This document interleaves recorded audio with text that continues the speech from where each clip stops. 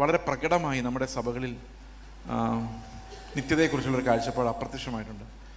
ശരിക്കും പറഞ്ഞാൽ കർത്താവ് വരും എന്ന് ടെക്നിക്കലി പറയുന്ന ഒത്തിരി ആൾക്കാരുണ്ടെങ്കിലും ആ വരവൊരു റിയൽ പ്രതീക്ഷയായിട്ടുള്ളിലുള്ള വളരെ കുറച്ച് ആൾക്കാരേ ഉള്ളൂ.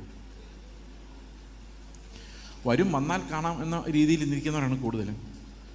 എന്നാൽ ഞരക്കത്തോടു കൂടിയൊരു കാത്തിരിപ്പാണ് ഒരു കാലത്ത് കർത്താവിന് വേണ്ടി ഉണ്ടായിരുന്നത്.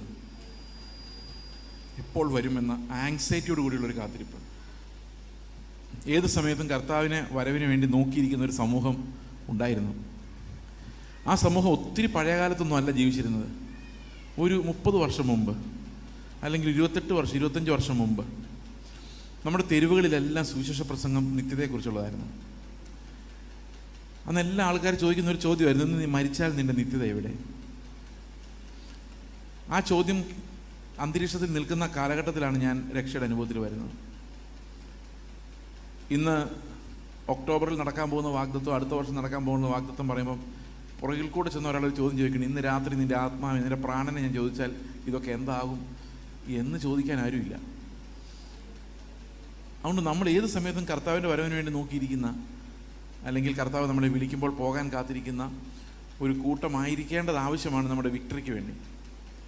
പിന്നെ ഇന്നത്തെ ഈ തീമെന്ന് പറയുന്നത് നിത്യത ഉയരത്തിലേക്ക് നോക്കുക എന്ന് പറഞ്ഞാൽ വെറുതെ നോക്കുകയല്ല, അങ്ങനെ നോക്കി ജീവിക്കുക എന്നുള്ള ഒരു കാര്യമാണ് നമ്മുടെ തീമായിട്ടുള്ളത്. അതിനകത്ത് വലിയൊരു വ്യത്യാസമുണ്ട്. നമ്മൾ എന്തിനാണ് ഉയരത്തിലേക്ക് നോക്കി ജീവിക്കുന്നതെന്ന് കൊളോസി ലേഖനം 2:20 മുതൽ 3:3 വരെ വായിക്കുമ്പോൾ നമുക്ക് മനസ്സിലാവും. രാവിലെ ഞാൻ പിള്ളേരോട് സംസാരിച്ചുകൊണ്ടിരുന്നപ്പോൾ അതാണ് പറഞ്ഞത്, എങ്ങനെയാണ് പാപത്തിൽ നിന്ന് രക്ഷപ്പെടാൻ സാധിക്കുന്നത്? അത് ഉയരത്തിലോട്ട് നോക്കിയാൽ മാത്രമേ രക്ഷപ്പെടാൻ പറ്റുള്ളൂ. ജഡമോഹങ്ങൾ എങ്ങനെയാണ് ഒതുക്കാൻ പറ്റുന്നത്? അത് ഉയരത്തിലേക്ക് നോക്കിയാൽ മാത്രമേ സാധിക്കുള്ളൂ. ക്രിസ്ത്യാനിറ്റിയുടെ ഏറ്റവും വലിയ പവർ എന്ന് പറയുന്നത് നിത്യതയെക്കുറിച്ചുള്ള ഉറപ്പാണ്. നിത്യതയെക്കുറിച്ചുള്ള ഉറപ്പ് പോയാൽ ക്രിസ്ത്യാനിറ്റി ഒരു പവറില്ലാത്തൊരു കാര്യമാണ്. ഞാനിത് പറയാൻ കാരണം ഒത്തിരി വേദനയോടെയാണ് പലപ്പോഴും പല സ്റ്റേജുകളിലും പോകുന്നതും സഭകളിൽ കൂടുന്നതും ഒക്കെ. കാരണം നിത്യത പോയിട്ട് ക്രിസ്തുവിനെ പോലും പരാമർശിക്കാത്ത സഭകൾ ഇഷ്ടം പോലെ നമ്മുടെ ഇടയിലുണ്ട്. അവരറിയുന്നില്ല ഞങ്ങൾ ക്രിസ്തുവിനെക്കുറിച്ച് പരാമർശിക്കുന്നില്ല എന്ന്. ഞായറാഴ്ചകളിൽ വന്നാൽ 2 പാട്ട് പാടി സങ്കീർത്തനം വായിച്ച് സാക്ഷ്യം പറയും. നമ്മുടെ സാക്ഷ്യം അറിയാമല്ലോ എങ്ങനെയാണ്. കഴിഞ്ഞ ആഴ്ച കർത്താവ് നടത്തി, അടുത്ത ആഴ്ച, അത് ഭയങ്കര സ്പീഡിലാണ് പറയുന്നത്. കഴിഞ്ഞ ആഴ്ച കർത്താവ് വിശ്വസനായിരുന്നു, അടുത്ത ആഴ്ച കർത്താവ് വിശ്വസനായിരിക്കുന്നത് 1 സെക്കൻഡ് കൊണ്ട് തീരും. പിന്നെ ഏതെങ്കിലും ഒരു ഗസ്റ്റ് പാസ്റ്ററെ വിളിച്ചിട്ടുണ്ടാവും. അവർക്ക് ഏറ്റവും നല്ല പ്രസംഗം അവരുണ്ടാക്കി വെച്ചത് വളരെ കഷ്ടപ്പെട്ട് നെഹമ്യാവിൻ്റെ പുസ്തകത്തിൽ നിന്നോ അല്ലെങ്കിൽ രാജാക്കന്മാരുടെ പുസ്തകത്തിൽ നിന്നൊക്കെ ഞെട്ടിപ്പിക്കുന്ന ഒരു പ്രസംഗം പ്രസംഗിച്ച് കഴിയുമ്പോൾ നമുക്ക് സമാധാനമായി, നല്ല ആരാധന, നല്ല വചനം. പക്ഷേ യേശുക്രിസ്തു എന്നൊരു വാക്ക് പറഞ്ഞിട്ടില്ല. അത് ആരും ശ്രദ്ധിക്കുന്നില്ല. യേശുക്രിസ്തു എന്ന വാക്ക് ഉച്ചരിക്കാത്ത എത്രയോ ഞായറാഴ്ചകൾ അതിങ്ങനെ കടന്നു പോയിക്കൊണ്ടിരിക്കുകയാണ്. മെസ്സേജുകളിലൊന്നും ക്രിസ്തു വരാത്ത. ഇനി ആരാധനയ്ക്ക് എഴുന്നേൽക്കുമ്പോഴും പറയുന്നത് എന്താ? കഴിഞ്ഞ ആഴ്ച വട്ടക്കാലം അത്ഭുതകരമായി നടത്തിയ ദൈവത്തെ സ്തോത്രം ചെയ്യാം. ഈ ഒരു വർഷക്കാലം മുഴുവൻ നമ്മളെ നടത്തി നടുവൊടിഞ്ഞു. പക്ഷെ ശരിക്കും 2000 വർഷങ്ങൾക്ക് മുമ്പ് കർത്താവ് നമുക്ക് വേണ്ടി കാൽവരി ക്രൂശിൽ മരിച്ച കാര്യം ആരും ഈ ആരാധനയുടെ ഇടയിൽ പറയാറില്ല. ഞാൻ ഒത്തിരി നാളായിട്ട് ശ്രദ്ധിക്കുന്നുണ്ട്. ഞങ്ങൾക്ക് പകരം നീ കാൽവരി ക്രൂശിൽ ഞങ്ങളുടെ ശാപമരണമേറ്റ് മരിച്ച് ഞങ്ങൾ വീണ്ടെടുപ്പ് തന്നതിനായിട്ട് സ്തോത്രമെന്ന് ഒരു ആരാധന യോഗത്തിൽ കേട്ടിട്ട് ഒത്തിരി നാളായി. അവിടെ കേൾക്കുന്നില്ല നമുക്കിതെല്ലാം തന്നത് ദൈവമല്ലേ. എന്തോ ഈ നശിച്ചു പോകുന്ന ലോകത്തെ ചെറിയ ഡിപ്പോസിറ്റുകളുടെ കാര്യമാണ് പറയുന്നത്. നിങ്ങളൊന്നും ഇല്ലാത്തവരായിരുന്നു, ദൈവം നമ്മളെ ഭയങ്കരമായിട്ട് അനുഗ്രഹിച്ചു. ഇതൊക്കെ സക്സസ്ഫുൾ ആൾക്കാരുടെ തിയോളജിയാണ്. പാവപ്പെട്ടവനെന്ന് പറയാൻ പറ്റില്ല. എങ്ങനെയോ രക്ഷപ്പെട്ടു പോകുന്ന ആൾക്കാർ പറയുന്നതാണ് ദൈവം നടത്തിയതാണ്. അപ്പോൾ ഈ ദാരിദ്ര്യത്തിൽ ജീവിക്കുന്ന ആൾക്കാർ അപ്പോഴും ആകാശത്തേക്ക് നോക്കിയിരിക്കുമോ, ഞങ്ങൾ എന്താ നടത്താത്തത്, ഞങ്ങൾക്ക് കർത്താവില്ല. പറയും നിങ്ങളുടെ വിശ്വാസത്തിൻ്റെ കുഴപ്പമാണ്. ഒന്നാമത് ദാരിദ്ര്യം, അതിൻ്റെ കൂടെ അവിശ്വാസം എന്നുള്ള ബ്രാൻഡും ഇതും കൂടെ ആയി കഴിയുമ്പോഴേക്കും വിശ്വാസിയുടെ നടു ഒടിയുന്ന അവസ്ഥയിലാണ് ഇന്നത്തെ സ്ഥിതി. നിങ്ങളൊന്ന് ശ്രദ്ധിച്ച് നോക്ക്. ഓരോ ചർച്ചകളിൽ ചെല്ലുമ്പം യേശുക്രിസ്തു, കഴിഞ്ഞ ദിവസം ഒരു മോൾ എന്നോട് പറഞ്ഞാണ്, എങ്കിൽ ഞങ്ങളുടെ ചർച്ചിൽ യേശുക്രിസ്തു എന്നുള്ള വാക്ക് ഉപയോഗിക്കുന്നത് കർത്താവായ യേശുക്രിസ്തുവിൻ്റെ നാമത്തിൽ തന്നെ ആമേൻ എന്ന് പറയാൻ വേണ്ടി മാത്രമാണ്. സത്യം പറയാതെ കേട്ടപ്പോൾ എൻ്റെ ഉള്ളിലൊരു തേങ്ങല ഉണ്ടായത്. Where is Christ bride? കർത്താവിൻ്റെ മണവാട്ടി എവിടെയാണ്? മണവാളിന് വേണ്ടി കാത്തിരിക്കുന്ന മണവാട്ടി എവിടെയാണ്? 30 വർഷങ്ങൾക്ക് മുമ്പ് ഞാൻ രക്ഷിക്കപ്പെടുന്ന സമയത്ത് ഞാൻ പണ്ടിവിടെ വന്നപ്പോൾ പറഞ്ഞാണ് ഈ കാര്യം. നിങ്ങൾ മറന്നുപോയി, ഞാൻ മറന്നിട്ടില്ലേ. 30 വർഷങ്ങൾക്ക് മുമ്പ് ഞാൻ രക്ഷിക്കപ്പെടുന്ന സമയത്ത് ഇറങ്ങുന്ന എല്ലാ പാട്ടുകളും പ്രത്യാശ ഗാനങ്ങളായിരുന്നു. രാജാതിരാജൻ മഹിമയോടെ വാനമേഘത്തിൽ എഴുന്നള്ളാറായി, സ്വർഗ്ഗനാട്ടിലൻ പ്രിയം തീർത്തിടും, സ്വന്തം വീട്ടിൽ ചേർന്നിടുവാൻ, അക്കരയ്ക്ക് യാത്ര ചെയ്യുന്ന പിള്ളേരിങ്ങനെ റോഡിൽ കൂടെ പാടിക്കൊണ്ട് നടന്ന് ചുമ്മാ 8 പൊട്ടും തിരിയാത്ത 2-3 വയസ്സുള്ള പിള്ളേർ അക്കരയ്ക്ക് യാത്ര ചെയ്യാൻ സീവാൻ സഞ്ചാരി എന്ന് പറഞ്ഞ് നടക്കുന്ന ഓർമ്മയുണ്ടോ കാലം? എല്ലാവരുടെയും വായിൽ പ്രത്യാശാകാരം. മൽപ്രിയനെ, എന്നേഷ് നായകനെ എപ്പോൾ വരും, സിയോൻ യാത്രയിൽ മനമേ ഭയമൊന്നും വേണ്ട, ഇനി എല്ലാം പോപ്പുലർ പാട്ടുകൾ. ഞാൻ ചർച്ചിൽ വർഷിപ്പിന് പാടുന്ന പാട്ടോ പഴയകാലത്തെ ക്ലാസിക്കൽ പാട്ടുകളെ കുറിച്ചല്ല പറയുന്നത്. പോപ്പുലർ പാട്ടുകളെല്ലാം പ്രത്യാശയായിരുന്നു, ഉയരത്തിലേക്ക് നോക്കിയുള്ള കാത്തിരിപ്പായിരുന്നു. ഇന്ന് ഒരാളോട് ചോദിക്കുന്നത്, നിങ്ങൾ എന്താ ട്രാക്റ്റിൻ്റെ ടൈറ്റിൽ ഇന്ന് നീ മരിച്ചാൽ നിന്റെ നിത്യത എവിടെ? ഭയങ്കര പവർഫുൾ ചോദ്യമായിരുന്നു. ആ ചോദ്യത്തിന് മുമ്പിലാണ് ഞാനെല്ലാം കർത്താവേ എന്ന് നിലവിളിച്ചത്. ഇന്ന് ആ ചോദ്യമില്ല. ഇന്ന് ചോദിക്കും, നിങ്ങൾക്ക് കടഭാരങ്ങളുണ്ടോ, നിങ്ങൾക്ക് രോഗങ്ങളുണ്ടോ? നേരത്തെ അത് ചോദിച്ചുകൊണ്ടിരുന്നത് ഈ ശാസ്ത്രൻ സേവ മടക്കാരാ. നിങ്ങൾ എന്തെങ്കിലും പ്രശ്നത്തിൽപ്പെട്ടിരിക്കുകയാണോ? നിങ്ങൾക്ക് ദാമ്പത്യ പ്രശ്നങ്ങളുണ്ടോ? നിങ്ങൾക്ക് സാമ്പത്തിക ബാധ്യതകളുണ്ടോ? ഞങ്ങളെ സമീപിക്കുക. കാനാരി ചാത്തൻ സേവാ മഠം, ഓർമ്മയുണ്ടോ പഴയ അവരുടെ പരസ്യം? അന്ന് സുവിശേഷകർ തെരുവുകളിൽ നേരെ കർത്താവ് ഇപ്പോൾ വരും എന്ന് പറഞ്ഞുകൊണ്ട് നടന്നപ്പം ഇവരിതാ പറഞ്ഞുകൊണ്ടിരുന്നത്. അപ്പോൾ ഒത്തിരി ആൾക്കാർ അവിടെ കൂടുമായിരുന്നു. പക്ഷേ നമ്മൾ ഇന്ന് ആഘോഷമായിട്ട് അവരെയൊക്കെ കടത്തിവിട്ടുന്ന രീതിയിൽ പോസ്റ്ററും ബാനറും നല്ല കോട്ടും സ്യൂട്ടും ഇട്ട പ്രചാരകരെല്ലാം കൂടെ ആയിട്ട് അവരുടെ മിനിസ്ട്രി മുഴുവൻ നമ്മൾ തട്ടിയെടുത്തു. ഇപ്പോൾ ആൾക്കാർ ചോദിക്കുന്നത്, നിങ്ങൾക്ക് കടഭാരമുണ്ടോ, നിങ്ങൾക്ക് പ്രശ്നങ്ങളുണ്ടോ? ഇത് മാറ്റിത്തരുന്ന പ്രാർത്ഥന അത്ഭുത മനുഷ്യൻ വന്നിരിക്കുന്നു. നിങ്ങൾക്ക് അത്ഭുത മനുഷ്യൻ്റെ അടുത്തേക്ക് വന്നാൽ നിങ്ങൾ പ്രാർത്ഥിച്ചാൽ നടക്കാത്ത കാര്യങ്ങൾ അയാൾ പ്രാർത്ഥിച്ചാൽ നടക്കും. ഈ ന്യൂ ജനറേഷൻ എങ്ങനെ ഉണ്ടാകും നിങ്ങൾ വിചാരിച്ചു? ഈ ന്യൂ ജനറേഷൻ ചർച്ചകൾ എങ്ങനെ ഉണ്ടാകുന്നത്? യേശുക്രിസ്തുവിൻ്റെ അടുത്ത് നിങ്ങൾ പ്രാർത്ഥിച്ചാൽ കർത്താവ് കേൾക്കൊന്നുമില്ല. അതേ സമയത്ത് ആ ന്യൂ ജനറേഷൻ പാസ്റ്റർ പ്രാർത്ഥിച്ചാൽ പിതാവിനെ കേൾക്കാതിരിക്കാൻ പറ്റില്ല. അപ്പം ശരിക്കുമുള്ള മധ്യസ്ഥൻ ആരാ? നിങ്ങൾ പോയി യേശുക്രിസ്തുവിൻ്റെ നാമത്തിൽ തരണേ എന്ന് പറഞ്ഞിട്ടൊന്നും പിതാവ് മൈൻഡ് ചെയ്യുന്നില്ല. പക്ഷെ ആ മനുഷ്യനടുത്ത് പോയി ഞങ്ങൾക്ക് വേണ്ടി പ്രാർത്ഥിക്കണം എന്ന് പറഞ്ഞ് പുള്ളി ഒന്ന് കൈ വീശുമ്പോഴേക്കും പിതാവ് കേൾക്കുന്നുണ്ട്. അപ്പം നിങ്ങളുടെ ശരിക്കും വർക്ക് ചെയ്യുന്ന മധ്യസ്ഥൻ ആരാ? സ്വസ്ഥമായിട്ടൊന്ന് ആലോചിച്ചാൽ മതി. കാത്തലിക് ചർച്ച് പോലെ ആയിക്കൊണ്ടിരിക്കുക നമ്മൾ. അവിടെ മരിച്ചുപോയ വിശുദ്ധന്മാരുടെ മധ്യസ്ഥ. കാരണം കർത്താവിൻ്റെ അടുത്ത് ഡയറക്റ്റ് ചെയ്യാൻ പേടിയാണ്.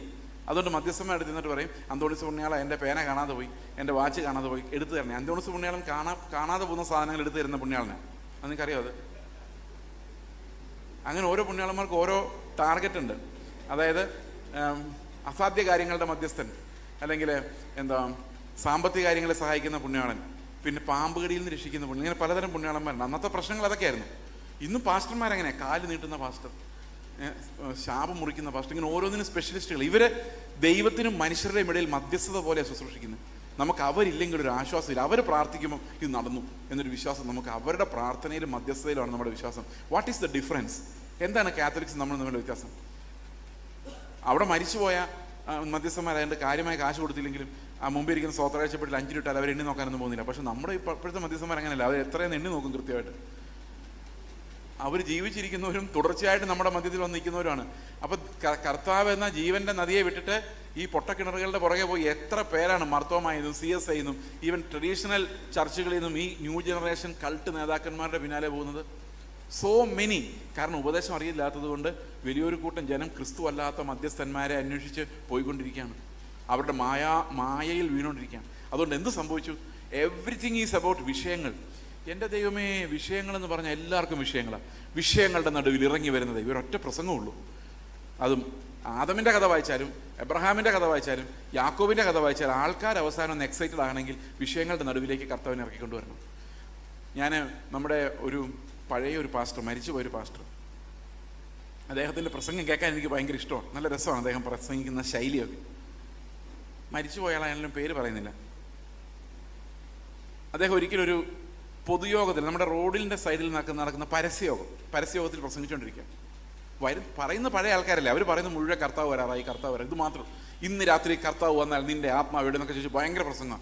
അവിടെ കുറേ വിശ്വാസികൾ ഇരിപ്പുണ്ട്. ഒറ്റ ഒരാൾ അനങ്ങുന്നില്ല. സ്തോത്രവുമില്ല, സൂത്രവുമില്ല, ഒന്നുമില്ല. മയിൽക്കുറ്റി പോലെ ഇങ്ങനെ ഇരിക്കുകയാണ്, ഒരനക്കമില്ല.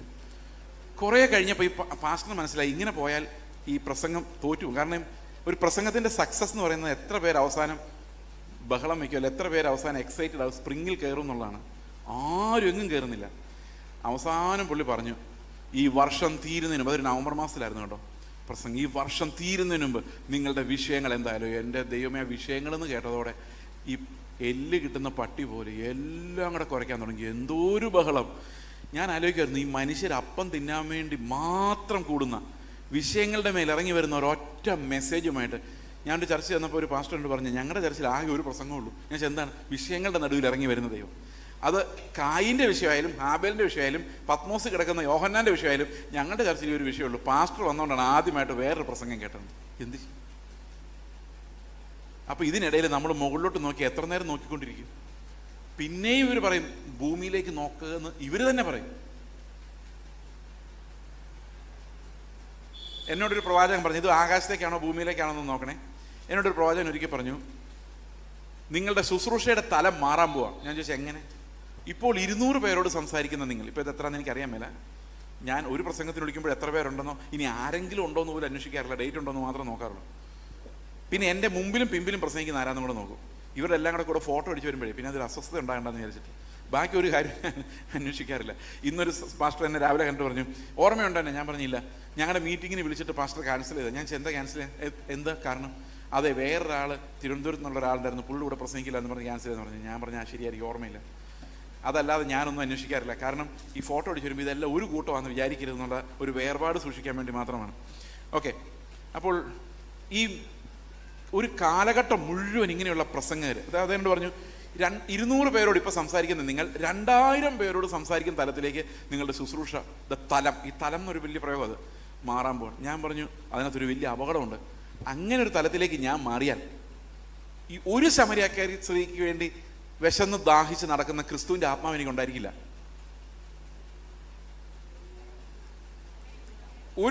ഒരു ഷണ്ണന് വേണ്ടി, അത് ആണും പെണ്ണും അല്ലാത്ത ഒരാൾ, നമ്മളൊക്കെ അവരെ കാണുമ്പോഴേ 10 മൈൽ ദൂരം നടക്കുക, ആ ഒരാൾക്ക് വേണ്ടി ഒരു ഫുൾ ടൈം ഈവാഞ്ചലിസ്റ്റിനെ മരുഭൂമിയിൽ വിട്ട് അവനെ പറത്തിക്കൊണ്ടുപോയ ദൈവത്തിൻ്റെ കരുതൽ, ആ ഒരു ആത്മാവ് എനിക്ക് നഷ്ടപ്പെടും. കാരണം താഴേക്ക് നോക്കുമ്പം നമ്മൾ മനുഷ്യരെ നോക്കുന്നു, മുകളിലോട്ട് നോക്കുമ്പോഴാണ് ഈ വേലയ്ക്ക് വിളിച്ച കർത്താവിനെ നോക്കാൻ പറ്റുള്ളൂ. അപ്പം നമ്മുടെ ഇടയിൽ വളർന്നു വരുന്നൊരു കൾച്ചർ ഓഫ് സക്സസ്. മിനിസ്റ്ററി ആയാൽ 4 പേര് കേൾക്കണം, 10 പേര് അറിയണം. എന്താണ് നിർബന്ധം? നമ്മൾക്ക് കണക്ക് കൊടുക്കാൻ ഉയരത്തിലെ കർത്താവ് അല്ലാതെ വേറെ ആരുമില്ല.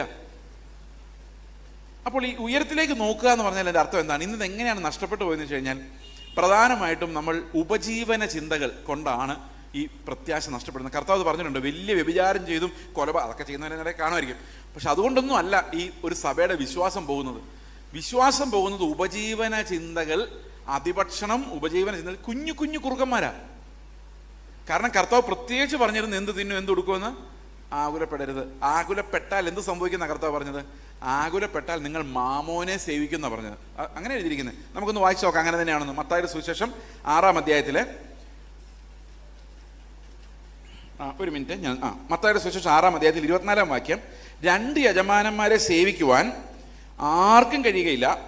അങ്ങനെ ചെയ്താൽ ഒരുത്തനെ പകച്ച് മറ്റവനെ സ്നേഹിക്കും, അല്ലെങ്കിൽ ഒരുത്തനോട് പറ്റിച്ചേർന്ന് മറ്റവനെ നിരസിക്കും. നിങ്ങൾക്ക് ദൈവത്തെയും മാമോനെയും സേവിപ്പാൻ കഴിയുകയില്ല. അതുകൊണ്ട് ഞാൻ നിങ്ങളോട് പറയുന്നത്, ഏതുകൊണ്ട്? ഈ 2 പേരെ ഒന്നിച്ച് സേവിക്കാൻ സാധിക്കുകയില്ല എന്നുള്ളത് കൊണ്ട് ഞാൻ നിങ്ങളോട് പറയുന്നത്, എന്തു തിന്നുമെന്നും എന്തു കുടിക്കുമെന്നും നിങ്ങളുടെ ജീവനായിക്കൊണ്ടും എന്തുടുക്കുമെന്ന് ശരീരത്തിനായിക്കൊണ്ടും വിചാരപ്പെടരുത്. വിചാരപ്പെട്ടാൽ എന്ത് സംഭവിക്കും? മാമോനെ വിളിക്കും. മാമോനെ ദൈവത്തെ ഒരുപോലെ സേവിക്കാൻ സാധിക്കില്ല. അത് സാധിക്കില്ലാത്തതുകൊണ്ട് ഞാൻ നിങ്ങളുടെ മുന്നറിയിപ്പ് പറയുകയാണ്. ഓരോരുത്തരും മാമോനെ വിളിക്കാൻ നിർബന്ധിക്കുന്നത് അവരവരുടെ ഉപജീവന ചിന്തകളാണ്.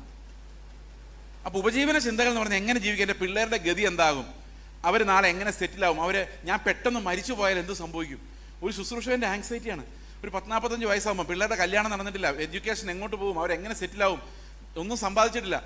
അപ്പോൾ ആ ഉയരത്തിലേക്ക് കർത്താവിനെ നോക്കാനുള്ള വിഷൻ അങ്ങ് പോയി കഴിഞ്ഞാൽ പിന്നെ ഉപ്പ് കാരമില്ലാതെ പോയതുപോലെയാണ്. പിന്നെ ആകെ പ്രസംഗം എന്തായിരിക്കും അറിയോ? വിഷയങ്ങളുടെ നടുവിൽ ഇറങ്ങി വരുന്ന ദൈവം. പിന്നെ നമ്മളെല്ലാം അന്വേഷിക്കുന്ന ഒരു നല്ല സഭ കിട്ടുവാണെങ്കിൽ കുറച്ച് പൈസ ഉണ്ടാക്കി പിള്ളേരുടെ കാര്യം ഒന്ന് സെറ്റിൽ ചെയ്യിപ്പിക്കായിരുന്നു. We are looking down so many times.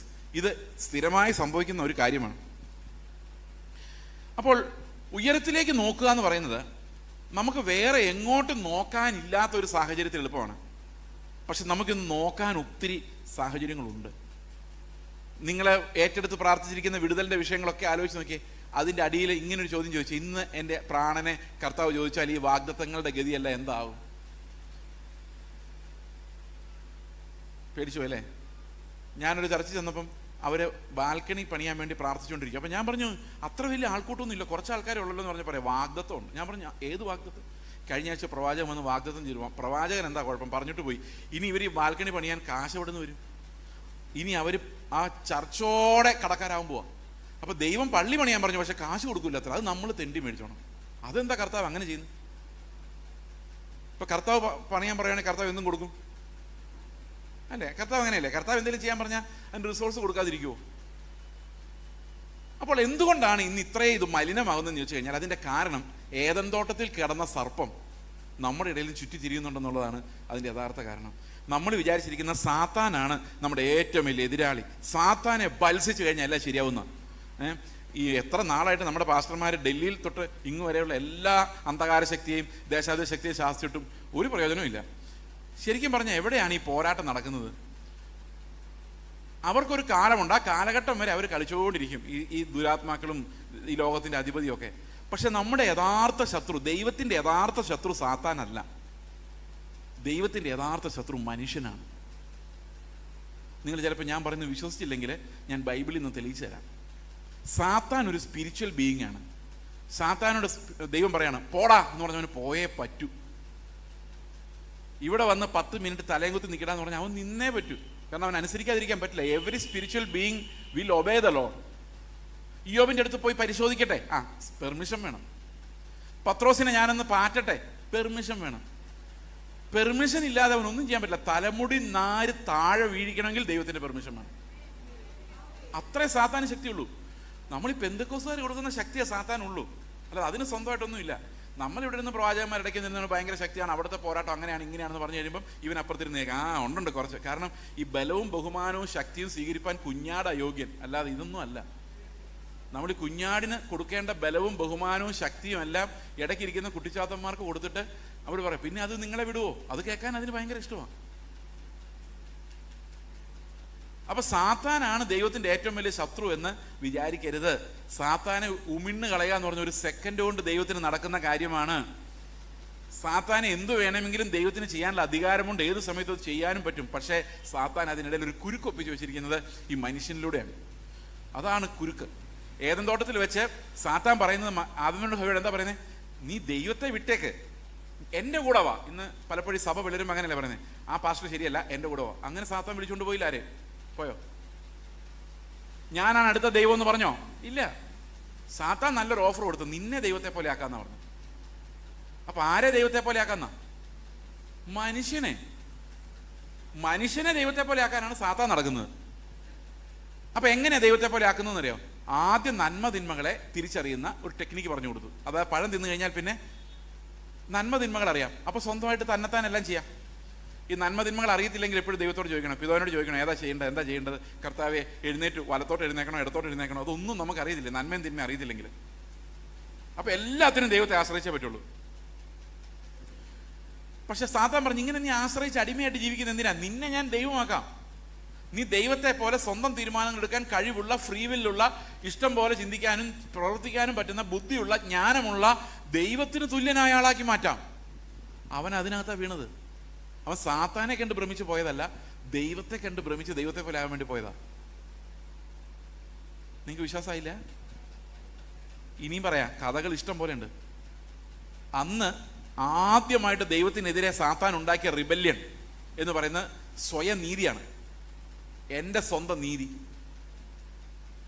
ആ പഴം പറിച്ചത് അന്നേരം തന്നെ അവർക്ക് നഗ്നരാന്ന് മനസ്സിലായി.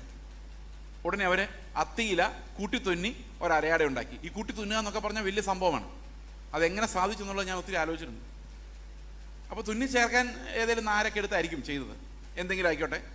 അതൊക്കെ ഇട്ട് അവർ നല്ല അങ്ങോട്ടും ഇങ്ങോട്ടും പറഞ്ഞു കാണും. ഇപ്പോഴാണ് നമ്മൾ ഡീസൻ്റ് ആയത്. കാരണം വസ്ത്രധാരണമാണ് നമ്മുടെ സംസ്കാരത്തെ നിർവചിക്കുന്നത്. ഒരാൾക്ക് എന്തുമാത്രം സംസ്കാരം ഉണ്ടെന്ന് നോക്കണേ, അയാളുടെ വസ്ത്രധാരണം നോക്കിയാൽ മതി. എന്നെ നോക്കിയിട്ട് കാര്യമൊന്നുമില്ല, ഞാൻ ഭയങ്കര കെയർലെസ് ആയിട്ടുള്ള ഒരാളാണ്. ചിലപ്പോൾ ഷർട്ടിൻ്റെ ബട്ടൺസൊക്കെ നേരെ ഇരിക്കുന്നതിന് അത്ഭുതം. അതുകൊണ്ട് ഞാൻ ഇതിനകത്ത് അങ്ങനെ ഒന്നും. എന്നാലും പൊതുവായൊരു റൂൾ എന്ന് പറയുന്നത് അതാണ്. സംസ്കാരം നിർവചിക്കപ്പെടുന്നത് വസ്ത്രധാരണത്തിലൂടെയും പെരുമാറ്റത്തിലൂടെ ആണല്ലോ. അപ്പോൾ ഓരോ മനുഷ്യൻ്റെയും സംസ്കാരം എന്ന് പറയുന്നത് വസ്ത്രമാണ്. അപ്പോൾ ആദ്യത്തെ കണ്ടുപിടുത്തം എന്ന് പറയുന്നത് തന്നെ വസ്ത്രമാണ്. അത് അരയാടയാണ്. അപ്പോൾ ഇവർ അങ്ങോട്ടും ഇങ്ങോട്ടും നോക്കിയിട്ട് പറയും, ഇപ്പോഴാണ് നീ ഒരു സംസ്കാരമുള്ളവനായത്. എന്തൊരു വൃത്തികേടായിരുന്നു. Now you seem very good and elegant. Okay, you are cultured. അപ്പോൾ ഹവ പറഞ്ഞു, കണ്ടോ, ഇതാണ് ബുദ്ധി. ഇത് വെച്ച് നമ്മൾ ഇനി എയ്റോപ്ലെയിൻ ഉണ്ടാക്കും, കാൽക്കുലേറ്റർ ഉണ്ടാക്കും. കാരണം നമ്മുടെ ഉള്ളിൽ തെളിഞ്ഞേക്കുന്ന ബുദ്ധി നിസാര ബുദ്ധിയല്ല. ഇത് അന്നേ തിന്നേണ്ടതായിരുന്നു. അല്ലെങ്കിൽ ദൈവത്തോടെല്ലാം ചോദിച്ചുകൊണ്ട് നടക്കേണ്ട കാര്യമുണ്ട്. ഇപ്പോൾ ആലോചിച്ച് നോക്കി, ഈ അത്തിയില ഉണ്ടാക്കാൻ നേരത്തെ നമ്മൾ ആരുടെങ്കിലും ചോദിച്ചോ, ഇത്ര നല്ലൊരു ക്ലീൻ ആയിട്ടുള്ള വസ്ത്രം കിട്ടിയില്ലേ? പക്ഷെ ഒരു പ്രശ്നം ഉണ്ടായിരുന്നു. കർത്താവ് ഇത്തിരി നേരം കഴിഞ്ഞപ്പോൾ തോട്ടത്തിലൂടെ വന്നിട്ട് ഒറ്റ വിളി, ആദമേ നീ എവിടെ? ഒറ്റ ഓട്ടമായിരുന്നു. മരത്തിൻ്റെ പറയുന്നിട്ട് പറയാം, നിന്റെ ശബ്ദം കേട്ടപ്പോൾ ഞാൻ നഗ്നനായിരുന്നു. അപ്പോൾ ഇത്ര നേരം ഉടുത്തോണ്ടിരുന്ന ഉടുപ്പ് എന്തി? അരയാട എവിടെ? ആ അരയാട ഇട്ടോണ്ട് ഇയാൾ ഓടി പുറകെ ഹൗവ ഓടി മരത്തിൻ്റെ പുറകിൽ മറിഞ്ഞിരുന്നിട്ട് പറയാണ്, നിന്റെ ശബ്ദം കേട്ടപ്പോൾ ഞങ്ങൾക്ക് തുണിയില്ലാതിരിക്കുന്ന അവസ്ഥയായതുകൊണ്ട് ഞങ്ങൾ ഒരു മരത്തിൻ്റെ പോയി. അപ്പോൾ ഈ ഉണ്ടാക്കിയ കഷ്ടപ്പെട്ട് ഹൗവ ഉണ്ടാക്കിയ ഹൗവയുടെ നന്ദികേടല്ലേ ആദം കാണിച്ചത്? ആ ഹൗവ ഉണ്ടാക്കിയെങ്കിൽ ഈ കുരുട്ടുബുദ്ധി ചിലപ്പോൾ ഹൗവയ്ക്കായിരിക്കും. കാരണം ആദ്യം പഴം തിന്ന ഹൗവയാണല്ലോ. അപ്പോൾ പഴം ഡൈജസ്റ്റായി ആദ്യം വന്ന ഹൗവയ്ക്കായിരിക്കും. ഞാൻ ഊഹിച്ച് പറഞ്ഞതാണ്, അങ്ങനെ അധികം ഊഹിക്കാൻ പാടില്ല എന്നാലും. പക്ഷെ കർത്താവ് വന്നു കഴിഞ്ഞപ്പോഴേക്കും ഈ നമ്മൾ ഏച്ചു കെട്ടി ഉണ്ടാക്കുന്ന വസ്ത്രം കർത്താവിന് മുമ്പിൽ ഫലമാകുന്നില്ല. നമ്മൾ അങ്ങോട്ടും ഇങ്ങോട്ടും ഫലമാകുന്നുണ്ട്. അയ്യോ പാസ്റ്ററെ എത്ര നാളെ കണ്ടിട്ട് എന്ത് നല്ല വസ്ത്രം. നമ്മൾ അങ്ങോട്ടും ഇങ്ങോട്ടും പറയും എന്ത് സ്നേഹമാണ് ആ ബ്രദറിന്. പക്ഷെ കർത്താവ് അകത്തോട്ട് നോക്കുമ്പം വേറെ എന്തൊക്കെയോ കാണുന്നു. ദീർഘമായി പ്രാർത്ഥിക്കുന്ന അമ്മച്ചി, രാത്രിയുടെ യാമങ്ങളിൽ നിന്റെ കരച്ചിൽ കർത്താവ് കേട്ടിരിക്കുന്ന ഒരു പ്രവാചകൻ പറയുന്നതോടുകൂടി ജീവിതത്തിൽ ഒരിക്കലും രാത്രിയുടെ യാമം എന്താന്ന് പോലും അറിയാതെ കൂർക്കം വലിച്ച് ഉറങ്ങുന്ന അമ്മച്ചിയും പ്രൈസ് ദി ലോർഡ് എന്ന് പറയും. കാരണം ഇരുന്നോട്ടെ, നമുക്കൊരു അത്തിയില്ല രാത്രിയെല്ലാം പ്രാർത്ഥിക്കുന്ന അമ്മച്ചി. ഇതൊക്കെ ഭയങ്കര ക്രെഡിറ്റാണ്. ഉപവസിക്കുമ്പോൾ വാടിയ മുഖം കാണിക്കുന്നത് തൊട്ട് എല്ലാ മതപരമായ വേഷം കെട്ടലുകളും ഈ അത്തിയിലേന്ന് വന്നതാ. അപ്പം അത്തിയിലൂടെ നോക്കി കഴിയുമ്പം നമ്മളെല്ലാം ഭയങ്കര ഡീസൻ്റാണ്. പക്ഷെ കർത്താവ് നമ്മുടെ ഹൃദയത്തെ നോക്കി കഴിയുമ്പോഴാണ് ആകെ പ്രശ്നമാകുന്നത്. അതുകൊണ്ട് ദൈവത്തിന് മുമ്പിൽ നിൽക്കാൻ ഈ മനുഷ്യൻ്റെ നീതികൾ കൊണ്ട് സാധിക്കില്ല. പക്ഷെ ആദം ഒന്ന് ട്രൈ ചെയ്ത് നോക്കുന്നുണ്ട്. അതാണ് വില്ലത്തരം എന്ന് പറയുന്നത്. ഈ ദൈവം ഇടയ്ക്ക് വന്നിട്ട് ആദമിനോട് ചോദിക്കുക, നീ ആ പഴം തിന്നു. അപ്പോൾ ആദമിന് പറഞ്ഞാൽ മതി, ഞാൻ തിന്നുപോയി, ഡിസൊബീഡിയൻസ് കാണിച്ചു, എന്നോട് ക്ഷമിക്കണം, ഇനി മേലാ ഞാൻ കഴിക്കത്തില്ല. പറഞ്ഞാൽ മതിയായിരുന്നു അറിയത്തില്ല, പക്ഷെ പറഞ്ഞില്ല. അതുകൊണ്ട് നമുക്ക് അതിനെക്കുറിച്ച് കൂടുതൽ ചിന്തിച്ചിട്ട് കാര്യമില്ല. പക്ഷെ ആദം അങ്ങനെയല്ല പറഞ്ഞത്. ആദം പറഞ്ഞത് എങ്ങനെ എൻ്റെ കുഴപ്പമാവുന്നതെന്ന് ചോദിച്ചു. കാരണം എൻ്റെ നീതി വെച്ച് എങ്ങനെ നോക്കിയിട്ടും നീ പറഞ്ഞത് തെറ്റാണ്. കാരണം ഞാൻ നീതിമാനാണ്. ഞാൻ കല്യാണം കഴിച്ച് എങ്ങനെ നിനക്കറിയാലോ, നല്ല ഉറക്കത്തിലായിരുന്നു. ഇന്ന മുടിയുള്ള, ഇത്ര സൗന്ദര്യമുള്ള, ഇത്ര വിദ്യാഭ്യാസമുള്ളൊരു ഭാര്യ വേണം ഞാൻ പറഞ്ഞില്ല. ഞാൻ ഉറങ്ങിക്കിടന്നപ്പോൾ നിന്റെ ഇഷ്ടത്തിനൊരു ഭാര്യ തന്നിട്ട് നിന്റെ ഇഷ്ടത്തിനുള്ള ഭാര്യ എനിക്ക് ഈ പഴം തന്നിട്ട് ഞാനത് തിന്നതിന് നീ എന്നെ എങ്ങനെ കുറ്റം പറയും? ഞാൻ ഒറ്റയ്ക്കിരുന്നപ്പോൾ എന്തേലും കുഴപ്പമുണ്ടായിരുന്നോ? അപ്പോൾ ആരുടെ കുഴപ്പം ഇതെല്ലാം? ഭാര്യ തരുമ്പം കുറച്ചുകൂടെ നല്ല ഭാര്യ തന്നിരുന്നെങ്കിൽ ഞാൻ ഈ അവസ്ഥയിൽ കിടക്കുമായിരുന്നു എന്നല്ലേ ആദം ചോദിക്കുന്നത്. അപ്പം ശരിക്കും ആരാ ഇതിനകത്ത് പ്രതിയായത്? ആദമിൻ്റെ കോടതിയിൽ ആരാ ഇപ്പം പ്രതി? ദൈവം. അപ്പോൾ ഹൗവയോട് ചോദിച്ചു, നീ ആണോ മോളെ ഈ പണി പറ്റിച്ചതെന്ന് ചോദിച്ചപ്പോൾ ഹൗവ പെന്തിക്കോസുകാരിയായിരുന്നു. ഹൗവ പറഞ്ഞു, ഞാനല്ല, സാത്താൻ ഒപ്പിക്കുന്നതാണ്. നമ്മൾ സാധാരണ എല്ലാ സാത്താൻ്റെ തലയിലോട്ടാണ് വയ്ക്കുന്നത്. അപ്പോൾ സാത്താൻ ഒപ്പിക്കുന്നതാണ്. അത് പ്രത്യേകിച്ച് യാക്കോബ് പറയുന്നുണ്ട്, അവരവരുടെ മോഹത്തിൽ കുരുങ്ങിയാണ് ഓരോരുത്തരും വശീകരിക്കപ്പെടുന്നത്. വെല്ലോടത്തോളം നടക്കുന്ന സാത്താൻ അവന് നമ്മുടെ അടുത്ത് വരേണ്ട ഒരു കാര്യമില്ല. യേശുക്രിസ്തുവിൻ്റെ അടുത്ത് ചെല്ലണമായിരുന്നു. കാരണം കർത്താവിൻ്റെ ഉള്ളിൽ ഈ സാധനം ഇല്ലായിരുന്നു, ജഡം, പാപജഡം. അതുകൊണ്ട് ചെന്ന് പരീക്ഷിക്കണം. നമുക്ക് അടുത്ത് വരേണ്ട പോലും കാര്യമില്ല, ഇതെല്ലാം നമ്മുടെ ഉള്ളിൽ തന്നെ ഉണ്ട്. അതുകൊണ്ട് ഈ മോഹങ്ങളാൽ പരീക്ഷിക്കപ്പെടാൻ സാത്താൻ ഒരു എഫേർട്ട് എടുക്കാതെ തന്നെ നമ്മൾ ഓൾറെഡി വീണ് കിടക്കുകയാണ്. കുറ്റം മുഴുവൻ അവന്. ഓക്കെ, അപ്പോൾ ഇത് ആ മനുഷ്യൻ്റെ കോടതി വിസ്തരിച്ചപ്പോൾ ഒരു കാര്യം കൃത്യമായിട്ട് നമ്മൾ ഓർത്തിരിക്കണം. മനുഷ്യൻ്റെ നീതി വ്യവസ്ഥ അനുസരിച്ച് അവൻ ഒഴിച്ച് ബാക്കി എല്ലാവരും കുറ്റക്കാരാണ്. അങ്ങനെ അവൻ്റെ കോടതി എപ്പോഴും വർക്ക് ചെയ്യുന്നത് സെൽഫ് ജസ്റ്റിഫിക്കേഷൻ എന്ന് പറയും. ഇപ്പം എനിക്കിത്തിരി റണ്ണിങ് ടെമ്പറേച്ചർ ഉണ്ട്. കാരണം ഇന്നലെ 2-3 ദിവസമായിട്ട് ഇത്തിരി അലച്ചിൽ കൂടുതലായിരുന്നു. Very much tired. അപ്പോൾ എക്സ്ക്യൂസ് ഞാൻ പറഞ്ഞു കഴിഞ്ഞു. എല്ലാത്തിനും എന്നെ നീതീകരിക്കാനല്ലേ എന്നെ ഒന്ന് വെളിയിലിറക്കാനുമുള്ളൊരു എക്സ്ക്യൂസ് ഞാൻ റെഡിയാക്കി വെച്ചിട്ടുണ്ട്. എന്നോട് എൻ്റെ ഒരു സഹോദരൻ പറഞ്ഞാണ്, എങ്ങനെ വീണാലും 4 കാലം വീഴാനുള്ള നിൻ്റെ ആ കഴിവ് ഭയങ്കര. കാരണം വി ജസ്റ്റിഫൈ അവർ സെൽസ്. മനസ്സിലാകുന്നുണ്ടോ? അപ്പോൾ ഇത് എൻ്റെ കോടതിയുടെ പ്രത്യേകതയാണ്. നിങ്ങൾ നിങ്ങളുടെ ഭർത്താവും അല്ലെ നിങ്ങൾ നിങ്ങളുടെ ഭാര്യയും തമ്മിൽ വഴക്കുണ്ടാക്കിയാൽ ആരുടെ കുഴപ്പമായിരിക്കും അത് എപ്പോഴും? ഞാൻ എന്ത് പാവമാണ്, എനിക്കൊരു സമാധാനം തരുന്നില്ലെന്നേ. അത് അയാളോട് ചോദിച്ചാൽ അയാൾ അങ്ങനെ തന്നെ പറയും. കൗൺസിൽ ചെയ്ത് നമ്മൾ ഒരു സൈഡ് കേൾക്കുമ്പോൾ തോന്നും, അയ്യോ ഇവരെന്ത് പാവമാണ്, ആ മനുഷ്യൻ ഇവരെ ഉപദ്രവിക്കാനുണ്ടെന്ന്. അയാളോട് ചോദിച്ചു കഴിയുമ്പോഴല്ലേ നമ്മുടെ അമ്മാമ്മയുടെ കഥ മനസ്സിലാകുന്നു. ഇത് ഭയങ്കര കേസ്. അപ്പം ഓരോരുത്തരും അവരുടെ ഭാഗം ജസ്റ്റിഫൈ ചെയ്യുന്ന ആ ഒരു പ്രത്യേക വൃത്തികെട്ട കോടതി. നിങ്ങൾ ആലോചിക്കുക, കോടതി എപ്പോഴും ജഡ്ജി മാത്രം ശരി, ഒരു ഭാഗം മാത്രം പിടിക്കുന്ന ഒരു കോടതി ഉണ്ടെങ്കിൽ അത് എത്ര വൃത്തികേടായിരിക്കും. അപ്പം ഇതിനകത്ത് നല്ല മനുഷ്യനെ രക്ഷിക്കണമെങ്കിൽ ദൈവത്തിന് ഒരു വലിയ ഓപ്പറേഷൻ ചെയ്യേണ്ടതായിട്ട് വന്നു. അപ്പം ദൈവത്തിൻ്റെ ഏറ്റവും വലിയ ശത്രു മനുഷ്യനാണെന്നുള്ളതിന് ഇനിയും 2-3 തെളിവുകളോടെ ഞാൻ തരാം. ഓക്കെ, ഇത് നിങ്ങളെ ഞെട്ടിപ്പിക്കുന്നൊരു തെളിവാണ്. നിങ്ങൾ ഞെട്ടുമെന്ന് എനിക്കറിയത്തില്ല, എന്നാലും പറഞ്ഞു നോക്കാം. മത്തായിയുടെ സുവിശേഷം 16-ാം അധ്യായത്തിൻ്റെ 17-ാം വാക്യം പറയുന്നു. യേശു പത്രോസിനോട് പറയുന്ന കാര്യമാണ്. യേശു അവനോട്, ബർയോന ശീമോനെ നീ ഭാഗ്യവാൻ, ജഡരക്തങ്ങളല്ല, സ്വർഗസ്ഥനായ എൻ്റെ പിതാവ് അത്രേ നിനക്കിത് വെളിപ്പെടുത്തിയത്. അപ്പൊ നല്ല കാര്യം അല്ലേ, ഡയറക്റ്റ് റെവലേഷൻ. ഈ ഡയറക്റ്റ് റെവലേഷന് പ്രത്യേകതയുണ്ട്. നീ ജീവനുള്ള ദൈവത്തിന്റെ പുത്രനായ ക്രിസ്തു എന്നും യേശു ക്രിസ്തു ആണ് ക്രിസ്തു എന്നും ഒക്കെ നേരത്തെ ആൾക്കാർ പറഞ്ഞിട്ടുണ്ട്. നഥനയേൽ പറഞ്ഞായിരുന്നു ദൈവപുത്രനായ ക്രിസ്തു എന്ന് ഞാൻ വിശ്വസിക്കുന്നു. ഓർമ്മയുണ്ടോ? ശമരിയക്കാരി സ്ത്രീ പറഞ്ഞായിരുന്നു നീ മെശിഹ എന്ന്. പക്ഷെ അവിടെ ഒന്നും കർത്താവ് പറഞ്ഞില്ല നീ ഭാഗ്യവതി, ശമരിയക്കാരി സ്ത്രീയെ നീ ഭാഗ്യവതി എന്നോ, ബർത്തലോമിയോ നഥനയേലെ നീ ഭാഗ്യവാനെന്നോ പറഞ്ഞില്ല. പക്ഷെ ഇവിടെ പറഞ്ഞു. എന്തുകൊണ്ടാണെന്നറിയോ? ഈ നഥനയേല് ശരിക്കും യേശുക്രിസ്തു ദൈവപുത്രനാണെന്ന് മനസ്സിലാക്കിയത് എങ്ങനെയാണ്? അത്തിമരത്തിന്റെ ചുവട്ടിലിരിക്കുന്ന കണ്ടതുകൊണ്ടാണ്. അത് ലോജിക്കലി കണ്ടുപിടിച്ചത്. അതായത് ഇന്നതൊക്കെ ചെയ്തിട്ടുണ്ടെങ്കിൽ, അപ്പോൾ വെളിപ്പാടായിട്ടല്ല വരുന്നത്, യുക്തിയിൽ നിന്നാണ് വരുന്നത്. അത് പോരാ. നഥനയേലോട് കർത്താവ് പറയാണ് യുക്തിയിൽ നിന്ന് നീ ഇപ്പോൾ പറഞ്ഞു ഓക്കെ, പക്ഷെ നീ ദർശനം കാണണം. മനുഷ്യപുത്രന്റെ മേൽ ദൂതന്മാരെ കയറി ഇറങ്ങുകയും ചെയ്യുന്നത് നീ കാണും എന്ന് പറയുമ്പോൾ ആ ഒരു വിഷൻ ഉണ്ടെങ്കിൽ മാത്രമേ അതിനെ റെവലേഷനായിട്ട് അംഗീകരിക്കുന്നുള്ളൂ. അപ്പോൾ ഉയരത്തിൽ നിന്നൊരു വിഷൻ നഥനയേലിനില്ലായിരുന്നു, പക്ഷെ പത്രോസിനുണ്ടായിരുന്നു. ഈ ശമരിയക്കാരി സ്ത്രീ എന്തുകൊണ്ടാണ് പറഞ്ഞത്? 5 ഭർത്താക്കന്മാർ നിനക്കുണ്ടായിരുന്നു, ഇപ്പോഴുള്ളവനെ നിന്റെ ഭർത്താവല്ലെന്ന് പറഞ്ഞപ്പോൾ അവൾ കിടുങ്ങിപ്പോയി. കാരണം നാട്ടുകാരെല്ലാം അത് ഭർത്താവാന്നായിരിക്കും വിചാരിച്ചുകൊണ്ടിരിക്കുന്നത്. അപ്പോൾ അതൊരു ഭയങ്കര സീക്രട്ട് കർത്താവ് പൊളിക്കുവാണ്. അപ്പോഴാണ് പറയുന്നത് മെശിഹായാണ്. കാരണം ഇത്രയും കാര്യങ്ങൾ പറഞ്ഞു തരാൻ ഇതിൽ യുക്തിയാണ്. പക്ഷെ പത്രോസ് അങ്ങനല്ല. പത്രോസിന് ഒരു ബോധവുമില്ലാതിരിക്കുമ്പോൾ ഉയരത്തിൽ നിന്നൊരു വെളിപ്പാട് വരികയാണ്, ഇത് ജീവനുള്ള ദൈവത്തിന്റെ പുത്രനായ ക്രിസ്തു. അപ്പൊ കർത്താവ് പറയാണ് ഈ കൺഫെഷൻ, ഈ ഒരു വെളിപ്പാട്, ഇതിന്മേലാണ് ഞാൻ എൻ്റെ സഭയെ പണിയാൻ പോകുന്നത്, അതിലൊരു കഷ്ണമാണ് നീ പത്രോസേ എന്നാണ് കർത്താവ് പറയുന്നത്. പക്ഷെ പാവം പത്രോസ് ഈ പുകഴ്ത്തി പറഞ്ഞു കഴിഞ്ഞപ്പം പത്രോസ് വേറൊരു രീതിയിലുള്ള ഒരാളായിപ്പോയി. നമ്മളിത് പുകഴ്ത്തി പറഞ്ഞു കഴിഞ്ഞാൽ പിന്നെ നമ്മൾ പോകാം. നമ്മൾ പിന്നെ ആ പുകഴ്ത്തി പറഞ്ഞ ആളുടെ അടുത്ത ആളായിട്ട് മാറും, പിന്നെ ഒട്ടിപ്പിടിക്കും. 23-ാം വാക്യത്തിൽ അതാ സംഭവിച്ചത്. അവനോ തിരിഞ്ഞ് പത്രോസിനോട് എന്താ പറഞ്ഞതെന്നറിയോ? സാത്താനെ എന്നെ വിട്ടുപോ. അപ്പൊ വെറും 7 വാക്യം കഴിഞ്ഞപ്പോൾ ഈ പത്രോസ് ആരായി മാറി? സാത്താനായി മാറി. എന്തുകൊണ്ടാണെന്നറിയോ? എന്തുകൊണ്ടാണ് സാത്താനായി മാറിയത്? ഇയാൾ സാത്താന്റെ പള്ളി വല്ലതും തുടങ്ങിയോ? സാത്താന്റെ കുർബാന ചെയ്തോ? ഇവർ സാത്താനാണ് ശരിയെന്ന് പറഞ്ഞോ? അത് പുതിയ മതം സ്ഥാപിച്ചോ? അവിടെ നിന്ന് വിട്ടുപോയി പോലും ഇല്ല, അപ്പോഴും കർത്താവിൻ്റെ കൂടെ ഉണ്ട്. പിന്നെ എങ്ങനെയാണ് സാത്താനായത്? അടുത്ത വാക്യം, നീ ദൈവത്തിൻ്റെതല്ല, നീ എനിക്ക് ഇടർച്ചയാകുന്നു, കാരണം നീ ദൈവത്തിൻ്റെതല്ല, സാത്താനുള്ളതത്ര കരുതുന്നെന്നാണോ പറഞ്ഞേക്കുന്നത്? ആണോ? അല്ല. എന്താ പറഞ്ഞേക്കുന്നത്? എങ്ങനെയാണ് സാത്താനായത്? നീ ദൈവത്തിൻ്റെതല്ല, മനുഷ്യരുടേതത്രേ കരുതുന്നത്. അപ്പൊ എങ്ങനെ ഒരാൾ സാത്താനാകുന്നു? എങ്ങനെ ഒരാൾ സാത്താനാകുന്നത്? മനുഷ്യരുടേത് കരുതിയാൽ മതി.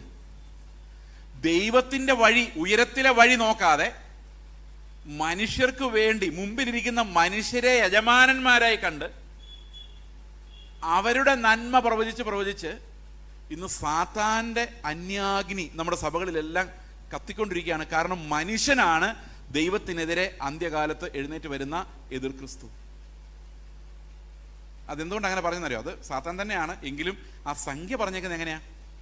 ബുദ്ധിയുള്ളവൻ മൃഗത്തിന്റെ സംഖ്യ ഗണിക്കട്ടെ, അത് ഒരു മനുഷ്യന്റെ സംഖ്യ അത്രേ.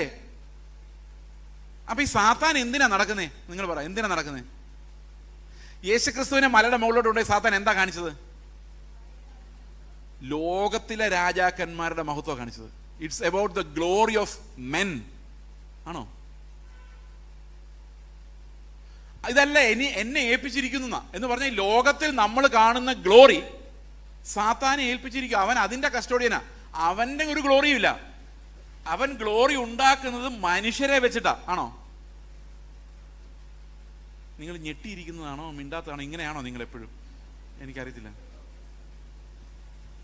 അപ്പൊ മനുഷ്യർക്ക് വേണ്ടിയുള്ള മതം, മനുഷ്യരുടെ നീതിയെ ആഘോഷിക്കുന്ന പ്രസ്ഥാനങ്ങൾ, മനുഷ്യരുടെ കഴിവിൽ പടുത്തുയർത്തുന്നത്, ഇതെല്ലാം ദൈവത്തിനെതിരെയാണ് വരുന്നത്. അപ്പൊ എത്ര നമ്മൾ സൂക്ഷിക്കണമെന്ന് ആലോചിച്ച് നോക്കി. ഓരോ പ്രസംഗം കഴിയുമ്പോഴും നോക്കണം, ക്രിസ്തു ആണോ മഹത്വപ്പെടുന്നത് അതോ ഈ ലോകമാണോ മഹത്വപ്പെടുന്നത്? ഓരോ പ്രസംഗം കഴിയുമ്പോഴും നോക്കണം, ഈ മണ്ണിനോട് എനിക്ക് കൊതി വർദ്ധിക്കുകയാണോ അതോ കർത്താവെ നിന്റെ രാജ്യത്തിൽ വരാൻ എൻ്റെ ഉള്ളം തിടുക്കം കൂട്ടുകയാണോ? ഏതാണ് ഓരോ പ്രസംഗവും എൻ്റെ ഉള്ളിൽ ഉൽപ്പാദിപ്പിച്ച് വിടുന്ന ഓരോ പ്രവാചകൻ പ്രവചിക്കുമ്പോൾ എനിക്കൊരു 5 വർഷം കൂടെ ജീവിക്കണം എന്നാണ് തോന്നുന്നത്, എത്രയും വേഗം കർത്താവിൻ്റെ അടുത്ത് പോകണം എന്നാണ് തോന്നുന്നത്. ഇതാണ് ആത്മാവിൻ്റെ സെപ്പറേഷൻ എന്ന് പറയുന്നത്. We need to discern the spirits. അപ്പോൾ അതുകൊണ്ട് എന്താണ് അപകടം ഉണ്ടായെന്ന് വെച്ച് കഴിഞ്ഞാൽ, ഈ നിത്യത എന്നുള്ളൊരു കാഴ്ചപ്പാട്, നാളെ നടക്കാനിരിക്കുന്ന ഒരു കാര്യം നടന്നു എന്ന് പറയാം, ആ ഒരു അവസ്ഥയിലേക്ക് എത്തി. പക്ഷെ നിത്യത അങ്ങനെയല്ല. എല്ലാ മോമെന്റിലും ഇപ്പം ഞാൻ നിങ്ങളോട് സംസാരിക്കുമ്പോഴും ഈ നിത്യത എന്ന് പറയുന്ന ഒരു റിയാലിറ്റിയാണ്. അവനെ വിശ്വസിക്കുന്നവർ നിത്യജീവങ്കിലേക്ക് പ്രവേശിച്ചിരിക്കുന്നു. ഈ നിത്യതയുടെ വാഗ്ദത്തങ്ങളിലൂടെയാണ് നമ്മൾ പാപങ്ങളെ ജയിക്കുന്നത്. നമുക്ക് അതെങ്ങനെയാണെന്ന് നമുക്ക് നോക്കാം. പ്രത്യാശ എന്ന് പറഞ്ഞാൽ എന്താണ്? അവിടെയാണ് നമ്മൾ എറ്റേണിറ്റി, ഗ്ലോറി എന്നുള്ള വിഷയങ്ങളൊക്കെ കൈകാര്യം ചെയ്യുന്നത്. പ്രത്യാശ എന്ന് പറഞ്ഞാൽ എന്താണ്? ഞാൻ 2014 ഒരു ചർച്ചിൽ പ്രസംഗിക്കായിരുന്നു. ഒരു ഈവനിങ് ടൈം, ഏതാണ്ട് ഇതേ ടൈമാണ്. അപ്പം ഞാൻ അവരോട് ചോദിച്ചു, എൻ്റെ പുറകിൽ ഒരു 5-6 പാസ്റ്റർമാർ ഇരിപ്പുണ്ടായിരുന്നു. അപ്പോൾ എന്നെ അങ്ങനെ ആൾക്കാർക്ക് അറിയത്തില്ല. 2018 ശേഷമാണ് ഇങ്ങനൊരു മനുഷ്യനുണ്ടെന്ന് ആൾക്കാർ കണ്ടുപിടിച്ചത്. അത് ഞാൻ കണ്ടുപിടിക്കണമെന്ന് ആഗ്രഹിച്ചിട്ട് കണ്ടുപിടിച്ചതല്ല. ഞാൻ നമ്മുടെ കുണ്ടറയിലുള്ള ചർച്ച് ഓഫ് ഗോഡിൽ പ്രസംഗിക്കുന്ന സമയത്ത് അവർ ഇത് യൂട്യൂബിൽ ലൈവ് കൊടുക്കുമായിരുന്നു. അപ്പം ഞാൻ ചെന്നപ്പോൾ അവർ പറഞ്ഞു, ഇത് എന്താ സംഗതി ഒരുക്കി വെച്ചിരിക്കുന്നത്? അപ്പോൾ അവർ പറഞ്ഞത് ലൈവാണ് യൂട്യൂബിൽ. ഞാൻ പറഞ്ഞു വേണ്ട, കാരണം എനിക്ക് പേടിയായിരുന്നു, എന്തെങ്കിലും അബദ്ധം പറഞ്ഞു പോയാൽ പിന്നെ ഇത് തൂത്താലും തുടച്ചാലും പോകത്തില്ല. തന്നെ നമ്മൾ പറയുമ്പോൾ എക്സാമ്പിൾസിനകത്ത് ഞാൻ മാത്രമല്ല ഉള്ളത്, എൻ്റെ ഭാര്യയുണ്ട്, പിള്ളേരുണ്ട്. വീട്ടിലോട്ട് ചെല്ലുമ്പോൾ പിള്ളേർ വിടില്ല, എന്തിനാ പപ്പ ഞങ്ങളുടെ കഥ പറഞ്ഞെന്ന് ചോദിക്കും. ഇനി അയൽവക്കക്കാരുടെ കഥയുണ്ട്, ചർച്ചിലെ കഥയുണ്ട്, ഇതെല്ലാം കൂടെ കർത്താവ് യൂട്യൂബിൽ വരുമല്ലോ. അപ്പോൾ ഞാൻ പറഞ്ഞു, എനിക്ക് സ്വതന്ത്രമായിട്ട് പ്രസംഗിക്കണമെങ്കിൽ ഇതൊക്കെ ഒന്ന് ഓഫ് ചെയ്യാമെന്ന് ചോദിച്ചു. അന്നേരം പറഞ്ഞു, ഇത് വെറും 150 പേരുള്ള ഒരു ചർച്ചിൽ മാത്രമേ ഇതിൻ്റെ ലിങ്ക് ഉള്ളൂ, വേറെ ആരും ഇത് കാണും. ഞാൻ പറഞ്ഞു, എന്നാൽ പിന്നെ ഓക്കെ ആയിക്കോട്ടെ. പിന്നെ ഇത് ആരൊക്കെയോ വൈറലാക്കി എതിലേക്കോ പോയി. അവസാനം എൻ്റെ രഹസ്യങ്ങൾ, വീട്ടിലെ കാര്യങ്ങൾ, പിള്ളേരുടെ കാര്യങ്ങളെല്ലാം നാട്ടിൽ യൂട്യൂബ് വഴി വൈറലായി. അങ്ങനെയാണ് ഇങ്ങനൊരാളുണ്ടെന്ന് ആൾക്കാർക്ക് മനസ്സിലായത്. ഇപ്പോൾ 2014 ഇപ്പോൾ ഞാൻ എന്താ പ്രസംഗിക്കുന്ന ആർക്കും അറിയത്തില്ല. ഇപ്പം നിങ്ങൾക്ക് ഏകദേശം അറിയാം ഞാൻ ഇതൊക്കെ പറയുള്ളൂ, പക്ഷെ അന്ന് അറിയില്ല. അപ്പം ഞാൻ അന്ന് ചെന്ന് ഒരാൾ ഈ ചർച്ചിൽ ചോദിച്ചു, നിങ്ങളുടെ അവസ്ഥയ്ക്ക് മാറ്റം വരും, നിങ്ങളെ ദേശത്ത് മാനിക്കും, നിങ്ങളെ തലമുറകളെ അനുഗ്രഹിക്കും, നിങ്ങളുടെ ബിസിനസ്സിനെ അഭിവൃദ്ധിപ്പെടുത്തും, നിങ്ങളുടെ രോഗങ്ങളെ സൗഖ്യമാക്കും, നിങ്ങളെ ആലയത്തിൻ്റെ തൂണാക്കും, നിങ്ങളൊരു അനുഗ്രഹ വിഷയമാക്കി മാറ്റും. 100% ഉറപ്പുള്ളവരെ കൈവക്കാൻ പറഞ്ഞു. എൻ്റെ പ്രിയ സഹോദരങ്ങളെ ചർച്ച് മുഴുവൻ കൈവക്കി. ഞാൻ പതുക്കെ സൂത്രത്തിൽ ബാക്കിലോട്ട് നോക്കിയപ്പോൾ എല്ലാവരും കൈവക്കി. നമുക്കിങ്ങനെ നോക്കുമ്പോൾ കാണാം എല്ലാവരും കൈവക്കിയിട്ടുണ്ട്. അടുത്ത ചോദ്യം, ഇപ്പോൾ സമയം 8:02 8:03 കർത്താവ് വന്നാൽ നിങ്ങൾ സ്വർഗത്തിൽ പോകുന്ന 100% ഉറപ്പുള്ളവർ കൈവക്കാൻ പറഞ്ഞു. ഓരോറ്റ മനുഷ്യൻ കൈവക്കിയില്ല. ഞാൻ പതുക്കെ പുറകോട്ട് നോക്കിയപ്പോൾ അവിടെ ഒരാൾ പോലും ഇല്ല. വിശ്വാസം എന്നതോ എന്തോ ആശിക്കുന്നേ? എന്താശയ്ക്കാ ഉറപ്പുള്ളത്? അപ്പൊ ശരിക്കും ആശിക്കുന്നതിൻ്റെ ഉറപ്പെന്നുള്ളത് നമ്മൾ മാറ്റിയിട്ട് മോഹിക്കുന്നതിൻ്റെ ഉറപ്പെന്നാക്കി മാറ്റി. നിങ്ങൾ മോഹിച്ചോ പിള്ളേരെന്നാ പറയുന്നത്. ഇനി അത് മാത്രമാണോ? ഈ വിശ്വാസം എന്ന് പറയുന്നത് തന്നെ അത്യാഗ്രഹമായിട്ട് മാറി. ഞാൻ നിങ്ങളൊരു ചോദ്യം ചോദിക്കട്ടെ, 2 നിലയുള്ളൊരു വീട് പണിയാനാണോ 2 മുറിയുള്ളൊരു വീട് പണിയാനാണോ നിങ്ങൾക്ക് കൂടുതൽ വിശ്വാസം ആവശ്യമുള്ളത്? 2 നിലയുള്ള വീടാണെങ്കിൽ കുറെ പ്രാർത്ഥിക്കേണ്ടി വരില്ലേ കൂടുതൽ? ഏതാ അത്യാഗ്രഹം? അപ്പൊ കൂടുതൽ വിശ്വാസി എന്ന് പറഞ്ഞാൽ എന്താ അർത്ഥം? ഇപ്പൊ വിശ്വാസം കൂടുന്നതനുസരിച്ച് എന്ത് വർദ്ധിക്കണം? പറ. മോഹങ്ങൾ വർദ്ധിക്കണം. നിങ്ങൾ പിന്നെ ഞെട്ടിയിരിക്കുന്ന പോലെ ഉണ്ട്.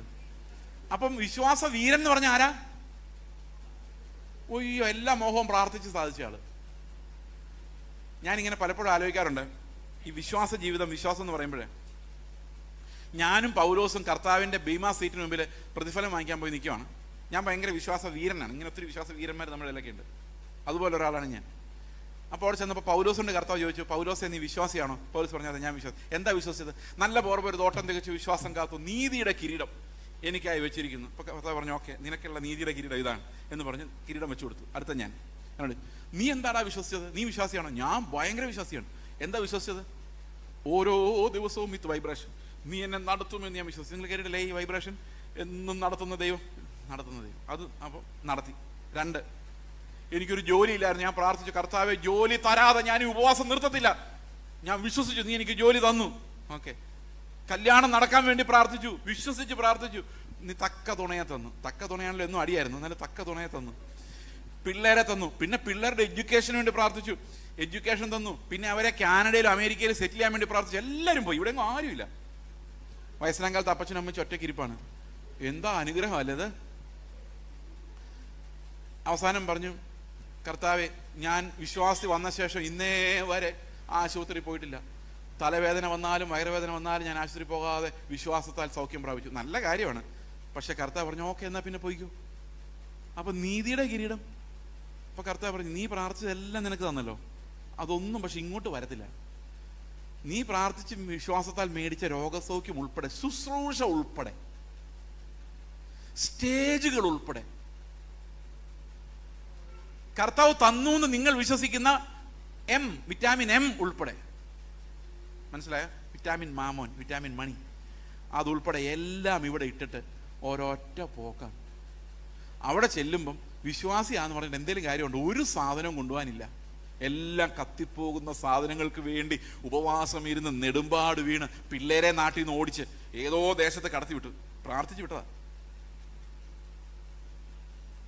എന്ത് പ്രാർത്ഥന നടക്കുന്നില്ല. ജർമ്മനിയിലോട്ടും കാനഡയിലൊക്കെ പിള്ളേരിവിടെ. ഞാൻ ഇന്ന് രാവിലെ പറഞ്ഞ, ഇവിടെ പിള്ളേരില്ല, 2-3 ജനറേഷൻ കഴിയുമ്പോഴേക്കും ഇവിടെ ആരും കാണില്ല.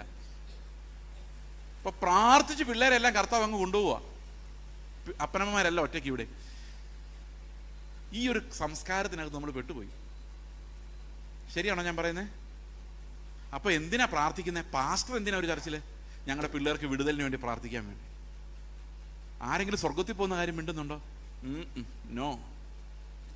അപ്പൊ ഞാൻ ഈ പ്രവാചകനോട് പറഞ്ഞു, ഈ ഒരു ശമരിയാക്കാരി സ്ത്രീ, ഒരു ഷണ്ണൻ, ഇങ്ങനെ കർത്താവിന് 100 ആടിൽ ഒരാട്, ആ ഒരു വ്യൂ കിട്ടാൻ എന്ത് വേണം? അങ്ങനെ ഒരു വിഷൻ എനിക്ക് കിട്ടുവാണെങ്കിൽ എന്നോട് പറയണമെന്ന് പറഞ്ഞപ്പോൾ ഈ പുള്ളി എന്നോട് പറയണേ, എൻ്റെ പാസ്റ്റർ, ഞാൻ പറയുന്ന കാര്യങ്ങളൊക്കെ അതുപോലെ നടക്കുന്നുണ്ട്, പക്ഷെ ഏത് ആത്മാവിനാലാണ് ഞാനിത് പറയുന്നത് ഇപ്പം എനിക്ക് സംശയം തോന്നുന്നു. പുള്ളി പ്രവചനം നിർത്തി. എത്ര പേരെ വഴിതെറ്റിക്കേണ്ട ആളാണെന്നറിയോ? പുള്ളി ഇപ്പോൾ ജോലി ചെയ്ത് ജീവിക്കുക. അപ്പോൾ പുള്ളിക്ക് മനസ്സിലായത് ക്രിസ്തുവിൻ്റെ വഴിയിലേക്കല്ല ഞാൻ ആളെ വിടുന്നതെന്നുള്ള കാര്യം. നമ്മൾ ഈ ലോകത്തിൻ്റെ മെസ്മറൈസിങ് പ്ലഷറുകളിലേക്ക് അല്ലെങ്കിൽ അതിൻ്റെ ബ്യൂട്ടിയിലേക്ക് ആകർഷിക്കുന്ന ഒരു പരിപാടിയായിട്ട് ഈ ശുശ്രൂഷകൾ വന്നുകൊണ്ടിരിക്കുകയാണ്. ഓക്കെ, അപ്പോൾ എന്താണ് ഈ പ്രത്യാശ എന്ന വാക്ക്? അതാണ് നമ്മൾ പറഞ്ഞു തുടങ്ങി. What is hope? പ്രത്യാശിക്കുന്നതിൻ്റെ ഉറപ്പ് എന്താണ്? ഓക്കെ, പ്രത്യാശ എന്തിനു വേണ്ടിയുള്ളതാണ്? നമുക്കൊന്ന് വായിക്കാം. റോമാലേഖനം 8-ാം അധ്യായത്തിൻ്റെ 23-ാം വാക്യം.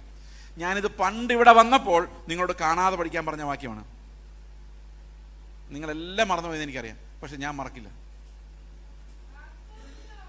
ആത്മാവെന്ന ആദ്യദാനം ലഭിച്ചിരിക്കുന്ന നാമും നമ്മുടെ ശരീരത്തിന്റെ വീണ്ടെടുപ്പായ പുത്രത്വത്തിന് വേണ്ടി കാത്തുകൊണ്ട് ഉള്ളിൽ ഞരങ്ങുന്നു. അപ്പൊ ശരീരത്തിന്റെ വീണ്ടെടുപ്പായ പുത്രത്വം കാത്തിരിക്കുക. നമ്മൾ എന്ന് നടക്കും? കർത്താവിന്റെ അടുത്ത വരവിങ്കൽ നടക്കും. അപ്പൊ പ്രത്യാശ എന്ന് പറഞ്ഞാൽ എന്തുവാ? ആത്മാവെന്ന ആദ്യദാനം ലഭിച്ചിരിക്കുന്നവരായ നാമും നമ്മുടെ ശരീരത്തിന്റെ വീണ്ടെടുപ്പായ പുത്രത്വത്തിനു വേണ്ടി കാത്തുകൊണ്ട് ഉള്ളിൽ ഞരങ്ങുന്നു. ഞരക്കം എന്ന് പറഞ്ഞാൽ എന്താണെന്നറിയോ? ഞരക്കം എന്ന് പറഞ്ഞാൽ എന്താണെന്നറിയോ?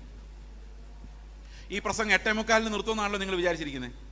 9:45 ഞാൻ നിർത്താതെ ഒരു വാക്യവും കൂടെ എന്ന് പറയുമ്പോൾ നിങ്ങൾക്ക് തോന്നുന്ന ഫീലിംഗ് ആണ് ഞരക്കം. നിങ്ങൾ അങ്ങനെ തോന്നിയിട്ടുണ്ടോ ഞായറാഴ്ചകളിലൊക്കെ ചിലപ്പോഴെങ്കിലും? അപ്പോൾ വിശ്വാസികൾ എന്ന് വെച്ച് കഴിഞ്ഞാൽ പണ്ട് കാലത്തൊക്കെയാണ് പ്ലാസ്റ്റിക് ഇങ്ങനെ മടക്കും. അപ്പം മുഴുവൻ സൗണ്ട് ആയിരിക്കും. 1 മണിയാകുമ്പോഴേക്കും എല്ലാം ബൈബിൾ ഞങ്ങൾക്ക് മതിയായി വിട്ടേക്കുന്നത്. അതിനാണ് ഞരക്കം എന്ന് പറയുന്നത്.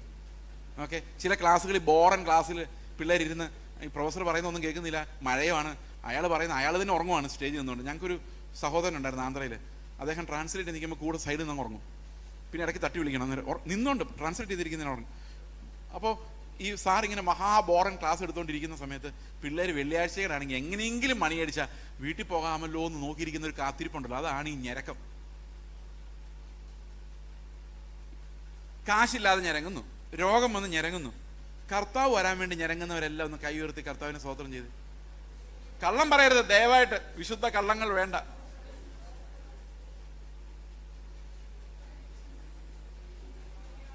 വിശുദ്ധ കള്ളങ്ങൾ പറഞ്ഞ് കർത്താവിനെ സുഖിപ്പിക്കരുത്. കർത്താവിന് നമ്മുടെ അന്തരാത്മാവ് വരെ അറിയാം. നമ്മൾ ഞരങ്ങുന്നത് മുഴുവൻ വിടുതലിന് വേണ്ടിയാ. എൻ്റെ കർത്താവ് എത്ര നാളായി കാത്തിരിക്കുന്നു ആ ലോണൊന്ന് പാസ്സായി കിട്ടാൻ. കഴിഞ്ഞ ദിവസം ഒരു അമ്മച്ചി ഞങ്ങളുടെ വീട്ടിൽ വന്നു. 35 വർഷമായിട്ട് പെന്തക്കോസ്തിലാണ്. പാവം ഒരമ്മച്ചി. അമ്മച്ചി വീട് പണിയാൻ വേണ്ടി സ്ഥലം വാങ്ങിച്ചു വീട് പണിയാനുള്ള കാശൊക്കെ സംഘടിപ്പിച്ച് വെച്ചു. ഈ പണി തുടങ്ങി പറമ്പിൽ വെട്ടി കഴിഞ്ഞപ്പോൾ മനസ്സിലായത് അകത്ത് മുഴുവൻ പാറയാണ്. ഈ പാറ പൊട്ടിച്ചു കഴിഞ്ഞപ്പോഴേക്കും കാശ് തീർന്നു പോയി. ആ അമ്മച്ചി ഞങ്ങളുടെ വീട്ടിൽ വന്നിരുന്ന് പറഞ്ഞെന്താണെന്നറിയാം? എനിക്കത് കിട്ടിയില്ല. പക്ഷെ വാഗ്ദത്തമുണ്ട്, ഞാനൊരു വീട് പണിയും. പുള്ളിക്കാരി മരിക്കാറായെന്ന് ആലോചിക്കണം. അപ്പോഴും എങ്ങനെയെങ്കിലും ഒരു വീട് ഫിനിഷ് ചെയ്യണം. ആ ഒരു സ്വപ്നം, മലയാളിയുടെ ഏറ്റവും വലിയ സ്വപ്നം എന്ന് പറഞ്ഞാൽ ഒരു വീടാണ്. എല്ലാവർക്കും സന്തോഷമായോ? ഇതിനു വേണ്ടിയാണ് പ്രാർത്ഥന ഉപവാസവും മൊത്തം. ഓക്കെ, അപ്പൊ പ്രത്യാശിക്കുന്നതെന്ന് പറഞ്ഞാൽ എന്താ? ഞരങ്ങുന്ന എന്തിനു വേണ്ടിയാ? കർത്താവെ നിന്റെ തേജസ് ഞാൻ പ്രാപിക്കുന്നുണ്ട്. എന്തുകൊണ്ടാണ് ഞരക്കം ഉണ്ടാകുന്നറിയോ? ആത്മാവ് നമ്മുടെ ഉള്ളിൽ വരുമ്പോൾ ആത്മാവിന് ഏറ്റവും വലിയ ബുദ്ധിമുട്ട് നമ്മുടെ പാപമുള്ള ശരീരമാണ്. ഈ പാപമുള്ള ശരീരത്തിൽ ആത്മാവ് ഞരങ്ങിക്കൊണ്ടായിരിക്കുന്നത്. അത് റോമാലേഖനം 8 അധ്യായത്തിൽ നമ്മൾ വായിക്കും മനസ്സിലാവും.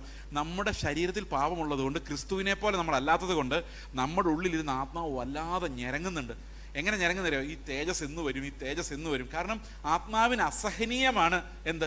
പാപ സ്വഭാവം. അപ്പൊ നമ്മളും തന്നെ ഞരങ്ങുക. കർത്താവെ, ആത്മാവ് വസിക്കുന്ന ദൈവത്തിന്റെ ആലയമായ എന്നില് കോപം, പലതരത്തിലുള്ള വികാരങ്ങൾ ഇങ്ങനെ എൻ്റെ ശരീരത്തിൽ നിന്ന് ഉണ്ടാവുകയാണല്ലോ കർത്താവെ, എന്ന് എനിക്കൊരു തേജസ്കരണം ഉണ്ടാകും. എന്നും പാപമൊന്നും ഇല്ലാതെ നിന്റെ മുമ്പിൽ ഞാൻ ധൈര്യമായിട്ട് നിൽക്കും. ഈ ഞരക്കം ആത്മാവുള്ള എല്ലാവർക്കും ഉണ്ടാകണമെന്നാണ്. മനസ്സിലായ? ഒരു കാലത്ത് ഈ ഞരക്കമായിരുന്നു രക്ഷ. ഈ പ്രത്യാശ എന്ന് പറഞ്ഞാൽ ആ ഞരക്കമാണ്. ഈ ഞരക്കം നമ്മുടെ ഉള്ളിൽ ഉണ്ടാകുമ്പോൾ ആ പരവേശം, ആ കൊതി, കാന്തനെ കാണുവാൻ ആർത്തി വളരുന്നേ എന്ന് എൻ്റെ ഉള്ളം കൊണ്ട് പറയുന്നൊരു വെപ്രാളം. എന്നോട് ഈ ഞരക്കം എന്നുള്ള വാക്കിനൊരു സഹോദരൻ പറഞ്ഞ അർത്ഥമാണ് ആകാംക്ഷയോടെയുള്ള വെപ്രാളം. ഈ വെപ്രാളം നമ്മുടെ ഉള്ളിൽ കർത്താവിനെ കാണാൻ വേണ്ടി ഉണ്ടാവുക, തേജസ് പ്രാപിക്കാൻ വേണ്ടി ഉണ്ടാവുക എന്ന് പറയുന്ന ഇതിനെയാണ് നമ്മൾ പ്രത്യാശ എന്ന് പറയുന്നത്. ഇതിന് പ്രത്യാശഗാനം പാടാൻ നമുക്ക് ധൈര്യമുണ്ടോ? ആമേൻ കർത്താവേ വരണമേ എന്ന് പറയുമ്പോൾ ഞാൻ പോകുമെന്ന് എനിക്ക് ഉറപ്പില്ല. പിന്നെ എന്ത് ധൈര്യത്തിന് ഞാൻ ആമേൻ കർത്താവ് വരണമെന്ന് പറയുന്നത്? മറ്റുള്ള ആൾക്കാരെ കൊണ്ടുവന്ന് കാണാൻ വേണ്ടിയാ? അപ്പൊ ശരിക്കും വിശ്വാസം എന്ന് പറഞ്ഞാൽ എന്തുവാ? എന്റെ വിഷയങ്ങളുടെ വിടുതൽ അടുത്ത ജൂണിൽ നടക്കും അല്ല, കർത്താവ് വരുമ്പോൾ ഞാനും തേജസ്സിൽ എടുക്കപ്പെടും. അതെ, വിശ്വാസം അട്ടിമറിക്കപ്പെട്ടിരിക്കുന്നു. പ്രത്യാശിക്കുന്നതിന്റെ ഉറപ്പ് എന്നുള്ളതിന് പകരം മോഹിക്കുന്നതിന്റെ ഉറപ്പ് പ്രസംഗിക്കുന്നവർ വർദ്ധിച്ചിരിക്കുന്നു. സഭകളിൽ അന്യാഗ്നി കത്തി യേശുക്രിസ്തു ഇല്ലാത്ത സഭകൾ ഉണ്ടാകുന്നു. യേശുക്രിസ്തുവിന്റെ ജീവനോ പ്രസംഗമോ ഒരു വാക്യം പോലും പറയാത്ത സഭകൾ. ഈ അന്യാഗ്നി കത്തുന്നതിന്റെ ഒരു എക്സാമ്പിൾ ഞാൻ പറയാം. ഞങ്ങളുടെ ചർച്ചിൽ ഒരു മിഷണറി കുട്ടിയുണ്ട്. ഇതൊക്കെ യൂട്യൂബ് വഴി പോകുന്ന കാര്യമാണ് എനിക്കറിയാം, എന്നാലും അത് അറിഞ്ഞിരുന്നോട്ടെന്ന് വിചാരിച്ചാണ്. അവൾ കർത്താവ് ഒരു വിഷം കൊടുത്തു. കർത്താവിനെ കുറിച്ച് ഒരിക്കലും കേട്ടിട്ടില്ലാത്തൊരു ദേശത്ത് പോയിട്ട് ജീവൻ മരണം അതിജീവിച്ച് 1.5 വർഷം അവിടെ താമസിച്ച്, 2 വർഷം അവിടെ താമസിച്ചു. 1 വർഷം കൊണ്ട് പോരാമായിരുന്നു, പക്ഷേ വേണ്ട, 1 വർഷം കൊണ്ട് ഞാൻ താമസിച്ചോട്ടെ എന്ന് റിക്വസ്റ്റ് ചെയ്തൊരു വളരെ വിദൂരമായൊരു രാജ്യത്ത് പോയി താമസിച്ചു.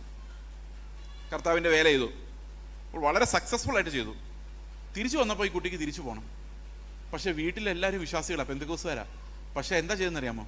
വീട് പൂട്ടിയിട്ടിട്ട് പാസ്റ്റർമാരെ തലയൊക്കെ വെച്ച് പ്രാർത്ഥിപ്പിക്കുക, ഈ മിഷണറി ആയിട്ട് പോകുന്ന ആത്മാവിനെ ശാസിക്കാൻ വേണ്ടി. എന്നാലോചിച്ചു, പെന്തക്കോസ്ത് നടന്ന കാര്യമാണ്, എനിക്കറിയാവുന്ന സ്ഥലത്ത്. അപ്പൊ അന്യാഗ്നി കത്തിയാൽ എവിടം വരെ കത്തും? കർത്താവിനെ തള്ളിപ്പറയുന്ന ഒരു സ്പിരിറ്റിലേക്ക് അത് നമ്മുടെ ഇടയിൽ എത്തിക്കഴിഞ്ഞു. കർത്താവിനെ പ്രാക്ടിക്കലി ലൈഫിന്റെ എല്ലാ ഭാഗത്തുനിന്നും തള്ളിക്കളയുന്ന, അവന്റെ കയ്യിൽ നിന്ന് അനുഗ്രഹങ്ങൾ മാത്രം വാങ്ങിക്കുന്ന, അവന്റെ ജീവന്റെ പങ്കാളിത്തമില്ലാത്ത നിർജീവ ക്രിസ്ത്യാനികൾ നമ്മുടെ ഇടയിൽ വർദ്ധിക്കുന്നു. മാത്രമല്ല ശുശ്രൂഷകരുടെ ഇടയിലും അത് വർദ്ധിച്ചു വരുന്നത് കൊണ്ട് അടുത്ത തലമുറയ്ക്ക് പോലും കർത്താവിനെ ലഭിക്കുന്നില്ല എന്നുള്ളതാണ് ഇന്നത്തെ ഏറ്റവും ദുഃഖകരമായ കാര്യം. ഓക്കെ, അപ്പോൾ പ്രത്യാശിക്കുന്നതിൻ്റെ ഉറപ്പ്. ഇനി അടുത്ത എന്താണ്? വിശ്വാസം എന്നതോ പ്രത്യാശിക്കുന്നതിൻ്റെ ഉറപ്പും കാണാത്ത കാര്യങ്ങളുടെ നിശ്ചയവും. അപ്പൊ നമുക്ക് ശരിക്കും ഒരു പ്രത്യാശ ഉണ്ടോ? എന്തുകൊണ്ടാണ് ഈ, അഥവാ പ്രത്യാശ ഇല്ലെങ്കിൽ എന്തുകൊണ്ടാണ് ഇല്ലാത്തത്? എങ്ങനെയാണ് ഈ പ്രത്യാശ പോയത്? 2 കാരണങ്ങളുണ്ട്. ഒന്ന്, ഞാൻ നേരത്തെ പറഞ്ഞ പോലെ ഉപജീവന ചിന്തകളാണ്. മറ്റൊന്ന് നമ്മളെക്കുറിച്ചുള്ള നമ്മുടെ മോശം എസ്റ്റിമേറ്റ് ആണ്. ഭയങ്കര വിനയമുള്ള ഒത്തിരി ആൾക്കാർ പറയും ഞാനെങ്ങും പോകുമെന്ന് അറിയത്തില്ല ബ്രദർ. ഭയങ്കര വിനയമാണ് കേട്ടോ, പക്ഷെ അത് ശരിക്കും വിനയമല്ല, അത് അഹങ്കാരമാണ്. എന്തുകൊണ്ടാണെന്നറിയോ? അവർ പറയുന്നത് കുറച്ചുകൂടെ അധ്വാനിച്ചാൽ പോകാം, എനിക്ക് അതിനുള്ള കപ്പാസിറ്റി ഒക്കെ ഉണ്ട്, പക്ഷെ അത്ര ആയില്ല എന്നാ പറയുന്നത്. ഇനി നമുക്ക് ഈ പ്രത്യാശ എവിടെ നിന്നാണ് വരുന്നത് നമുക്ക് നോക്കാം. കൽപ്പന അനുസരിച്ച് പ്രത്യാശ ഉണ്ടാക്കാമെന്ന് വിചാരിച്ചാൽ നടക്കുകയില്ല. കാരണം രാവിലെ ഞാൻ പിള്ളേരോട് പറഞ്ഞു, ഒരു കൽപ്പന പോലും അനുസരിക്കാനുള്ള കപ്പാസിറ്റി നമുക്കില്ല. ഈ പാട്ട് കേട്ടിട്ടുണ്ടോ? പിളർന്നോരു പാറയേ. അടുത്ത സ്റ്റാൻസ് എങ്ങനെയാ? ഫസ്റ്റ് സ്റ്റാൻസ്, കൽപ്പന കാത്തിടുവാൻ ഒട്ടും പ്രാപ്തനല്ല ഞാൻ, വൈരാഗ്യം ഏറിയാലും, അതായത് ലോകത്തെ മുഴുവൻ വെറുത്ത് ഞാൻ ഉപേക്ഷിച്ചാലും, കണ്ണുനീർ ചൊരിഞ്ഞാലും വന്നിടാ പാപനാശം. ഇംഗ്ലീഷ് പറയുന്ന could my tears for ever flow. ഞാൻ മരിക്കുന്ന അവസാന മൊമെന്റ് വരെ എൻ്റെ കണ്ണുനീരിങ്ങനെ ഒഴുകിക്കൊണ്ടിരുന്നാലും പാപം തീരുകയില്ല. നമ്മൾ പലപ്പോഴും ചെയ്യുന്ന പാപം ചെയ്തു കരഞ്ഞു, പാപം ചെയ്തു കരഞ്ഞു, കരഞ്ഞപ്പോൾ കർത്താവ് ക്ഷമിച്ചു, പിന്നെയും പാപം ചെയ്തു, പിന്നെയും കരഞ്ഞപ്പോൾ പിന്നെയും ക്ഷമിച്ചു. ബൈബിളിൽ എവിടെയുള്ളത് മനുഷ്യൻ്റെ കണ്ണുനീരിന് പാപത്തെ കഴുകാൻ പറ്റുമെന്ന്? പറ്റില്ല. യേശുവിൻ്റെ രക്തത്തിനല്ലാതെ ലോകത്തിൽ ഒന്നിനും നമ്മുടെ പാപങ്ങളെ കഴുകാൻ പറ്റത്തില്ല. Our tears are not enough to cleanse our sins. അവിടെ പറയുന്ന കൽപ്പന കാത്തിടുവാൻ ഒട്ടും പ്രാപ്തനല്ല ഞാൻ, വൈരാഗ്യമേറിയാലും കണ്ണുനീർ ചൊരിഞ്ഞാലും വന്നിടാ പാപനാശം. എന്തുകൊണ്ട് അങ്ങനെ പറയുന്നറിയോ? യേശു കർത്താവ് അവസാനത്തെ കൽപ്പനയായിട്ട് പറഞ്ഞ, ഇന്ന് രാവിലെ പിള്ളേരോട് പറഞ്ഞ കാര്യമാണ്. അവിടെ പറയുന്നത്, ഞാൻ നിങ്ങളോട് കൽപ്പിച്ചതൊക്കെയും പ്രമാണിപ്പാൻ തക്കവണ്ണം ഉപദേശിച്ച് ശിഷ്യന്മാരാക്കിക്കൊള്ളുവിൻ. ഞാൻ നിങ്ങളോട് കൽപ്പിച്ചു. അതെന്തൊക്കെയായിരുന്നത്? കർത്താവ് എന്തൊക്കെയാ പറഞ്ഞേ ശിഷ്യന്മാരോട്? അതൊക്കെ ഒന്ന് കൽപ്പിച്ച് നോക്കാം. നമുക്ക് അങ്ങോട്ടും ഇങ്ങോട്ടൊന്ന് പറഞ്ഞു നോക്കാം. ഞാൻ നിങ്ങളോട് പറയാം, അനുസരിക്കുക. നിങ്ങൾ എന്നോടും പറയണേ. നിങ്ങൾ സ്വത്തെല്ലാം വിറ്റ് ദരിദ്രർക്ക് കൊടുത്തിട്ട് കർത്താവിനെ അനുഗമിക്കണം. കർത്താവ് പറഞ്ഞ കാര്യമാണ്. റെഡി ഉള്ളവരൊന്ന് കൈവക്കി. അയ്യോ,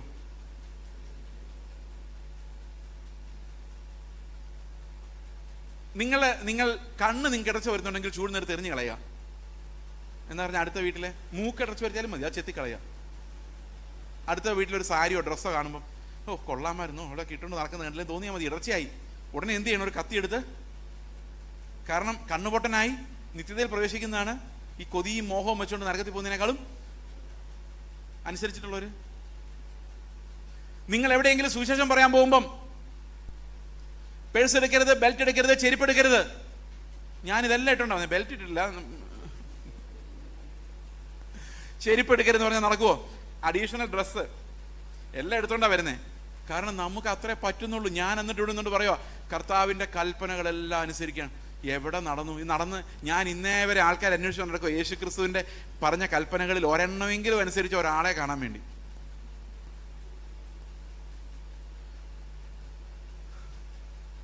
അതുകൊണ്ടാണ് ഞാൻ രാവിലെ പറഞ്ഞൊരു പഴയകാലത്തൊരു പാട്ട്. ഈ പഴയകാലത്തെ ആൾക്കാർക്ക് ഇതൊക്കെ അറിയാമായിരുന്നു. ഇപ്പൊ പാട്ട് കേട്ടില്ലേ?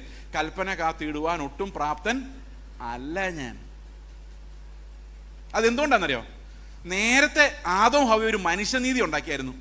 ഈ മനുഷ്യനീതിയുടെ പ്രത്യേകത എന്ന് വെച്ച് കഴിഞ്ഞാൽ ഞാൻ നീതിമാനും ബാക്കിയുള്ളവരെല്ലാം പോക്കുമായിരുന്നു, അല്ലേ? അപ്പൊ ഞാൻ നീതിമാനല്ലാന്ന് എനിക്ക് തോന്നണമെങ്കിൽ എന്ത് ചെയ്യണം? എൻ്റെ നീതിയെ പൊളിക്കണമെങ്കിൽ എന്ത് ചെയ്യണം? എന്നെ കൊണ്ട് പറ്റാത്തൊരു നീതി എൻ്റെ മുമ്പിൽ കൊണ്ട് വെക്കണ്ടേ? ആണോ അല്ലയോ? ഞാൻ പറഞ്ഞു, ഞാൻ കർത്താവിൻ്റെ എല്ലാ കൽപ്പനകളും അനുസരിച്ചിട്ടുണ്ട്. അപ്പം എനിക്ക് ചോദിക്കാമല്ലോ, തൻ്റെ സഹോദരനെ കർത്താവ് സ്നേഹിച്ച പോലെ നീ സ്നേഹിക്കണം. അവിടെ പൊളിഞ്ഞു എല്ലാവരും. അപ്പം എല്ലാവരും പൊട്ടി, നമ്മളെല്ലാം പോകാം. അതാണ് ബൈബിൾ പറയുന്നത്. റോമാലേഖനം പറയുന്ന പ്രധാന തീം അതാണ്. ന്യായപ്രമാണത്തിൻ്റെ അനുസരണത്താൽ ഒരു ജഡവും അവൻ്റെ സന്നിധിയിൽ നീതീകരിക്കപ്പെടുകയില്ല. എന്ത് കൽപ്പന അനുസരിച്ചാലും നമ്മുടെ ഹൃദയം ആ കല്ല് പോലെ ഇരിക്കും. ഓക്കെ, അപ്പോൾ എങ്ങനെ നമുക്കൊരു പ്രത്യാശ ഉണ്ടാകുന്നത്? ഇങ്ങനെ കല്ലുപോലൊരു ഹൃദയം, അനുസരണം കെട്ട നമുക്ക് സ്വർഗത്തിൽ പോകാമെന്നുള്ള വിശ്വാസം എങ്ങനെയാ വരുന്നേ?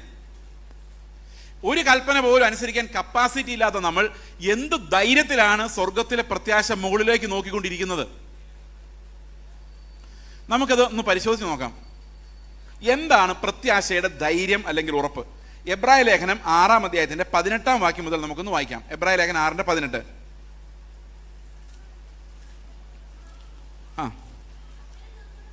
അങ്ങനെ നമ്മുടെ മുൻപിൽ വെച്ചിട്ടുള്ള പ്രത്യാശ പിടിച്ചുകൊള്ളുവാൻ. അപ്പൊ ഞാൻ നിങ്ങളുടെ മുമ്പിൽ എന്താ വെച്ചത് ഇത്ര നേരം?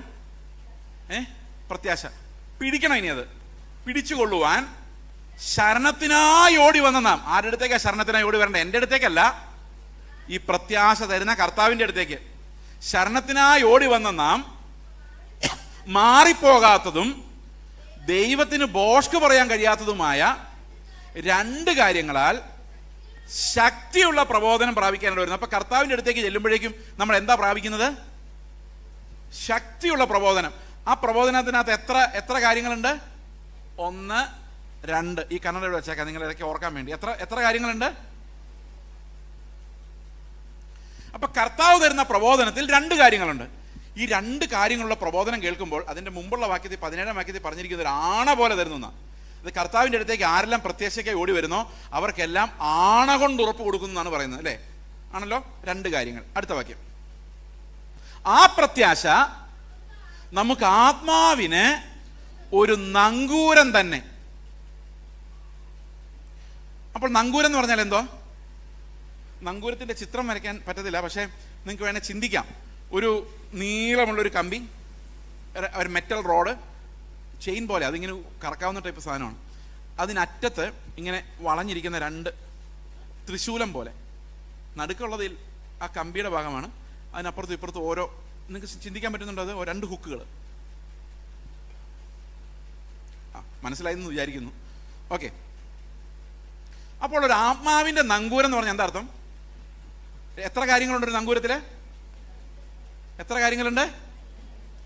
അപ്പൊ ഈ പ്രത്യാശ, ഈ 2 കാര്യങ്ങളുള്ളൊരു പ്രത്യാശ നമ്മുടെ ഹൃദയത്തിൽ നിന്ന് പോകുന്ന ഒരു നങ്കൂരം പോലെയാണ്. അത് നമ്മുടെ പ്രാണൻ എന്ന ഇംഗ്ലീഷ് എഴുതിയിരിക്കുന്നത് ആങ്കർ ഓഫ് അവർ സോൾ എന്നാണ്. ഓക്കെ, ഈ പ്രത്യാശ. ഓക്കെ, അടുത്ത വാക്യം. അത് നിശ്ചയവും സ്ഥിരവും തിരശീലക്കകത്തേക്ക് കടക്കുന്നതുമാകുന്നു. അപ്പൊ ഈ നങ്കൂരത്തിന്റെ ഹുക്ക് എങ്ങോട്ടാ പോകുന്നത്? നമ്മുടെ ഹൃദയത്തിൽ നിന്ന് പോകുന്ന നങ്കൂരം എങ്ങോട്ടാ പോകുന്നത്? അത് നിശ്ചയവും സ്ഥിരവും തിരശീലക്കകത്തേക്ക് പോകുന്നതാണ്. ആ നങ്കൂരത്തിൽ എത്ര കാര്യങ്ങളുണ്ട്? അത് മറക്കരുത്. എത്ര കാര്യങ്ങളുണ്ട്? അതെന്താന്ന് ഇതുവരെ പറഞ്ഞിട്ടില്ല, പറയാൻ പോവാം. അടുത്ത വാക്യം. അവിടേക്ക് യേശു മൽക്കീസദേക്കിന്റെ ക്രമപ്രകാരം എന്നേക്കും മഹാപുരോഹിതനായി മുൻകൂട്ടി നമുക്ക് വേണ്ടി പ്രവേശിച്ചിരിക്കുന്നു. അപ്പൊ അവിടെ ആരുണ്ട്? ഈ പ്രത്യാശ ചെല്ലുന്ന നങ്കൂരം പിടിക്കാൻ അവിടെ ആരുണ്ട്? യേശുക്രിസ്തു എന്ന് പറഞ്ഞാൽ പോരാ, മഹാപുരോഹിതനായ, നിത്യപുരോഹിതനായ യേശുക്രിസ്തു. അപ്പൊ ആണ എന്താന്ന് മനസ്സിലായോ? ദൈവത്തിന്റെ ആണ എന്താണ്? ഇവൻ ആണയോടുകൂടി പുരോഹിതനായവനാണ്, അല്ലെ? അപ്പൊ യേശുക്രിസ്തുവിന്റെ മഹാപൗരോഹിത്യമാണ് ആണ. 7-ാം അധ്യായം വായിക്കാൻ നമുക്ക് മനസ്സിലാവും. കർത്താവ് നമുക്ക് പ്രത്യാശയുടെ വാഗ്ദത്തമായി തന്നിരിക്കുന്നത് തൻ്റെ പുത്രന്റെ ആണയാണ്. അതെന്തുകൊണ്ടാണ് ഈ പുത്രന്റെ മഹാപൗരോഹിത്യത്തിൽ ആണയിട്ടെന്ന് വെച്ച് കഴിഞ്ഞാൽ, എബ്രായ ലേഖനത്തിന്റെ 13-14 വാക്യങ്ങൾ വായിക്കുമ്പോൾ പറഞ്ഞിരിക്കുന്നത്, തങ്ങളെക്കാൾ വലിയവനെ കൊണ്ടല്ലോ സത്യം ചെയ്യുന്നത്.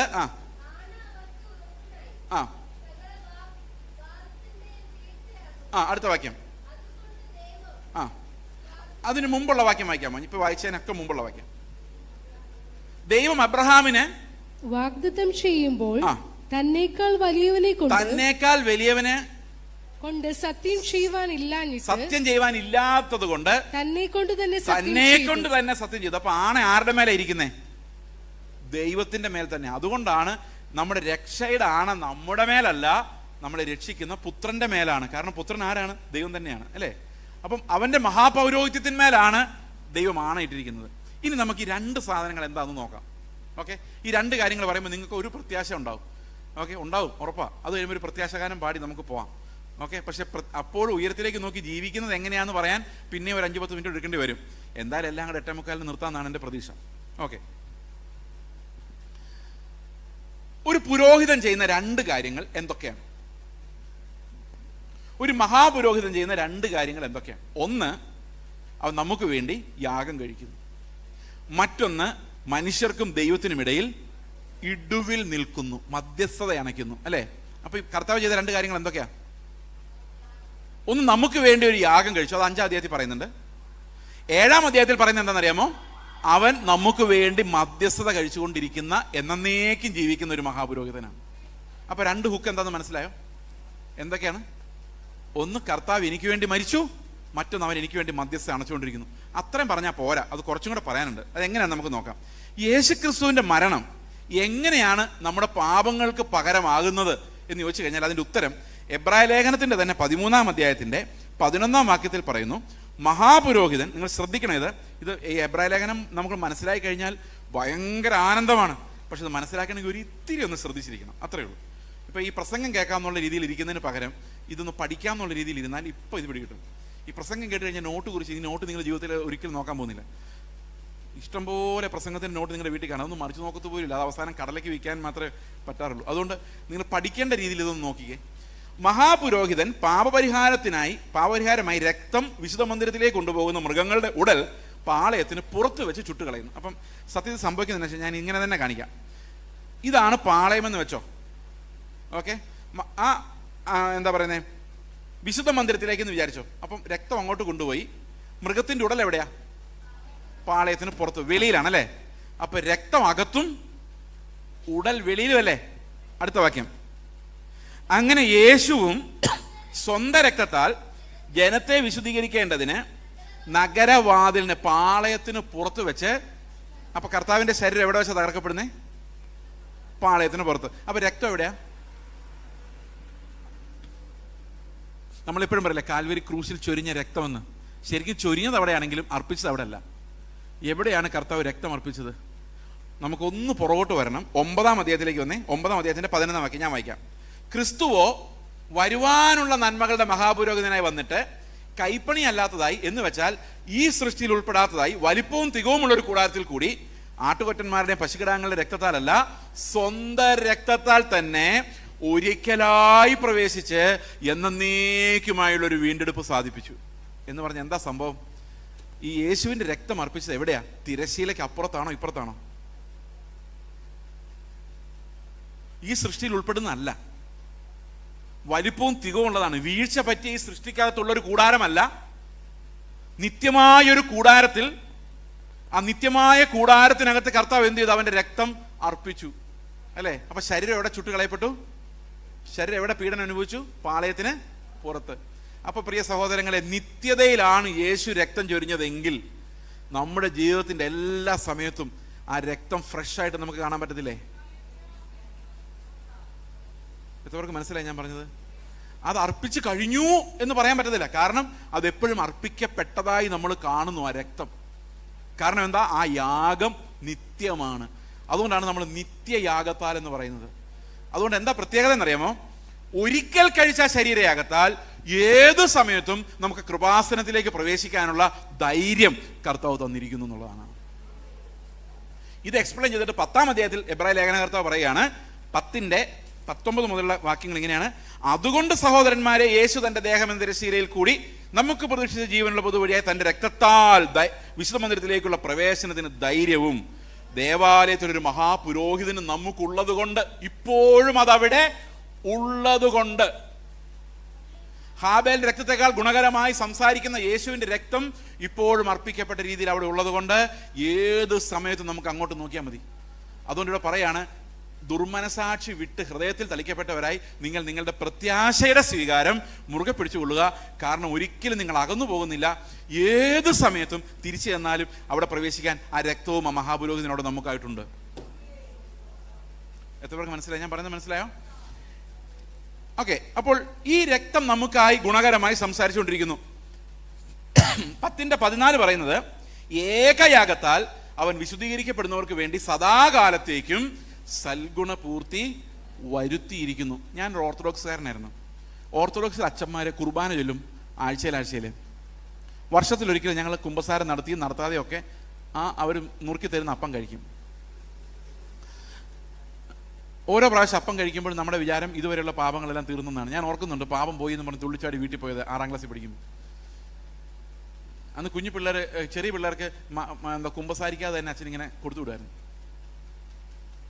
തലയെ കൈവച്ചൊന്ന് കുലുക്കിയിട്ട് കൊടുത്തു വിടും. അപ്പോൾ എല്ലാ വർഷവും കർത്തൃമേ ഈ അപ്പം നുറുക്കി എടുത്ത് പാവമായിട്ട് പറഞ്ഞ് കുമ്പസാരിച്ച് ഞാൻ മരിക്കാൻ പോവാണ്. 99.25 വയസ്സായി. 100 ആകുമ്പോഴേക്കും ഞാൻ തീരും. അപ്പം മരിക്കാറായെന്ന് കണ്ടു കഴിഞ്ഞപ്പോൾ അച്ഛൻ അവസാനത്തെ കുർബാന തരാൻ വേണ്ടി വന്നു. ഒടുക്കത്തെ ഒപ്രൂഷ്മ എന്ന് പറയും, കേട്ടിട്ടുണ്ടോ അത്? ലാസ്റ്റ് കുർബാന. അപ്പോൾ കണ്ണുകൊണ്ട് ചെയ്ത പാപം, മൂക്കുകൊണ്ട് ചെയ്ത പാപം, വായ കൊണ്ട് ചെയ്ത പാപം, ചെവി കൊണ്ട് ചെയ്ത പാപം എല്ലാം അച്ഛൻ ബന്ധിക്കും. മൂക്കുകൊണ്ട് എന്ത് പാപം? ഞാൻ അടുത്ത വീട്ടിൽ മത്തി വറുക്കുമ്പോൾ ഉണ്ടാകുന്ന മണം ചിലപ്പോൾ നമ്മളെ പാപം ചെയ്യിപ്പിച്ചിട്ടുണ്ടാവാം. എല്ലാത്തിനെയും അച്ഛൻ ബന്ധിക്കും. അപ്പോൾ എല്ലാ പാപവും തീർന്നു, കുർബാനയും കഴിച്ചു, നമ്മൾ ക്ലീനായി. പക്ഷെ ഒരു പാപം മാത്രം അവശേഷിക്കുന്നുണ്ട്. എന്താണെന്ന് വെച്ചാൽ കാരണവരാണല്ലോ. ഈ അച്ഛൻ പോകുന്ന വഴിക്ക് എത്ര രൂപ മേടിച്ചുകൊണ്ട് പോയി എന്നൊരു ടെൻഷൻ എൻ്റെ ഉള്ളിലുണ്ട്. കാരണം അച്ഛൻ ഇത്തിരി കാശുകൂതിയനാണോ എന്ന് എനിക്കൊരു സംശയമുള്ളതുകൊണ്ട് ഈ പിള്ളേർ എത്ര രൂപ കൊടുത്തുള്ള ആങ്സ്, ആ പാപം മാത്രം കിടപ്പുണ്ട്. ബാക്കി എല്ലാം ക്ലീനായി. ഞാൻ മരിച്ചാൽ എങ്ങോട്ട് പോകും? നരകത്തിൽ പോകും. കാരണം പാപം കിടക്കുവാണല്ലോ, ഒരെണ്ണം പോയിട്ടില്ല. ഓ, എന്തൊരു കഥയല്ലേ. 9-ാം ദിവസം അച്ഛൻ വന്ന് ഒരു കുർബാനയും കൂടെ നടത്തും. അപ്പോൾ ആ പാപം പോയി കാണുമല്ലോ, പോയി കാണില്ലേ? പോയി കാണുമായിരിക്കും. പക്ഷേ അച്ഛൻ 40 ദിവസം പിന്നെയും വരും. പോയെങ്കിൽ പിന്നെ എന്തിനാണ് വരുന്നത് അറിയാൻ മേൽ. വർഷാവസാനം പിന്നെയും വരും. ഇങ്ങനെ 2000 വർഷമായിട്ടും ചിലർക്ക് വേണ്ടിയുള്ള കുർബാനകൾ തുടർന്നുകൊണ്ടിരിക്കുന്നു. ഇതിനിടയിൽ ഏതെങ്കിലും ഒരു സമയത്ത് ഇവൻ സ്വർഗത്തിൽ പോയോന്നോ നിർത്താമോന്നോ യാതൊരുവിധ ഗ്യാരണ്ടിയും ഈ ആവർത്തിക്കപ്പെടുന്ന യാഗങ്ങൾക്കില്ല. എന്നാൽ പിന്നെ ഈ മരിച്ചു കഴിഞ്ഞ ഒരു കുർബാനയുടെ കഴിച്ചാൽ തീരേണ്ടതല്ലേ? തീരില്ല. കാരണം എന്ന് വെച്ച് കഴിഞ്ഞാൽ സ്വർഗത്തിൽ പോയിന്നൊരു വാഗ്ദത്തം തരാൻ ആണയില്ല അവിടെ. അത് 7-ാം അധ്യായത്തിൽ വളരെ വ്യക്തമായിട്ട് എഴുതിയിട്ടുണ്ട്. ഈ ആണയോടുകൂടി പുരോഹിതനല്ലാത്തവരെല്ലാം മരിച്ചു പോകുമ്പോൾ വേറൊരു പുരോഹിതം വരും. അത് അപൂർണമായ യാഗങ്ങൾ മാത്രമേ അവർ കഴിക്കാൻ പറ്റുള്ളൂ. എന്നാൽ യേശുക്രിസ്തു അങ്ങനെയല്ല, ഒരിക്കലായി എല്ലാവർക്കും വേണ്ടി മരിച്ചിരിക്കുന്നത് കൊണ്ട് നമുക്ക് എന്നേക്കും ആശ്രയിക്കാൻ. അതുകൊണ്ട് എന്ത് സംഭവിച്ചു? ഇനി പൂജ വേണ്ട, കർമ്മങ്ങൾ വേണ്ട, ഇടനിലക്കാർ വേണ്ട, ഏത് സമയത്തും കൃപാസനത്തിലേക്ക് പ്രവേശിക്കുക. അതുകൊണ്ട് മതവും വേണ്ട.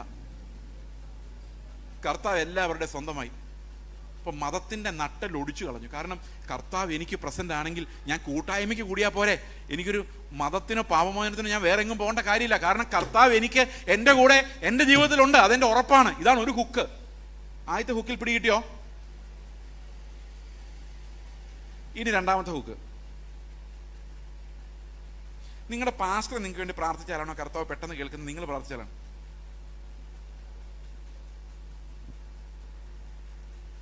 ചിലർ പ്രാർത്ഥിക്കുമ്പം ചിലർക്ക് പ്രാർത്ഥനാവരമുണ്ട്. അവർ പ്രാർത്ഥിച്ചാൽ കേൾക്കും എന്നൊക്കെ പറയുന്ന കേട്ടില്ലേ? വെറും കള്ളത്തരം. അങ്ങനെയൊന്നും ബൈബിളിലില്ല. പ്രാർത്ഥനാ വരം എന്ന് പറഞ്ഞൊരു സാധനവും ഇല്ല. സ്പെഷ്യലി റെക്കമെൻഡ് ചെയ്യാൻ കൊള്ളാവുന്ന മനുഷ്യരും ഇല്ല. യേശു ക്രിസ്തുവിന് ഏക മധ്യസ്ഥനല്ലാതെ വേറൊരു മധ്യസ്ഥനെയും ദൈവം അംഗീകരിക്കത്തില്ല. അത് നിങ്ങൾ പ്രാർത്ഥിച്ചാലും ഞങ്ങൾ പ്രാർത്ഥിച്ചാലും ഒരുപോലെയാണ്. പൗലോസ് എന്താ പറഞ്ഞത്? ഞങ്ങൾ നിങ്ങൾക്ക് വേണ്ടി ഇടവിടാതെ അപേക്ഷിക്കുന്നു, നിങ്ങൾ ഞങ്ങൾക്ക് വേണ്ടിയും പ്രാർത്ഥിക്കുവിൻ. അവിടെ ആരായി അഭിഷിക്തൻ? ആരാ റെവറൻഡ്? ആരുമില്ല. ഞങ്ങൾക്കെല്ലാം ഓരോ ശുശ്രൂഷകൾ ഉള്ളതുകൊണ്ടാണ് നിങ്ങളുടെ മുമ്പിൽ നിൽക്കുന്നത്. ദൈവത്തിന് മുമ്പിൽ ഞങ്ങളെല്ലാം ഒന്ന് തന്നെയാണ്. ഈ അഭിഷിക്തൻ എന്നുള്ള പ്രയോഗം തന്നെ വലിയ പ്രശ്നമാണ്. അഭിഷിക്തൻ എന്നുള്ള വാക്കിന്റെ എബ്രായ പദം മെസിഹ എന്നും അഭിഷിക്തൻ എന്നുള്ള വാക്കിന്റെ ഗ്രീക്ക് പദം ക്രിസ്റ്റോസ് എന്നുമാണ്. പുതിയ നിയമത്തിന്റെ ശുശ്രൂഷകൾ അഭിഷേകത്തിന്റെ ഫലമല്ല. പുതിയ നിയമത്തിന്റെ ശുശ്രൂഷകൾ കൃപാവരത്തിന്റെ ഫലമാണ്. ചിലർക്ക് പ്രവാചകന്മാരായും ചിലർക്ക് ഉപദേഷ്ടാക്കന്മാരായും ചിലർക്ക് ഇടയന്മാരായും അവൻ കൃപകളെ ദാനങ്ങളെ നൽകിയിരിക്കുന്നു. അഭിഷേകം എല്ലാവർക്കും ഉണ്ട്. നമ്മളെല്ലാവരും അവൻ്റെ ആത്മാവുള്ളവരും അഭിഷേകമുള്ളവരുമാണ്. അത് ക്രിസ്തുവിൻ്റെ തലയിൽ വീണ അഭിഷേകമാണ്.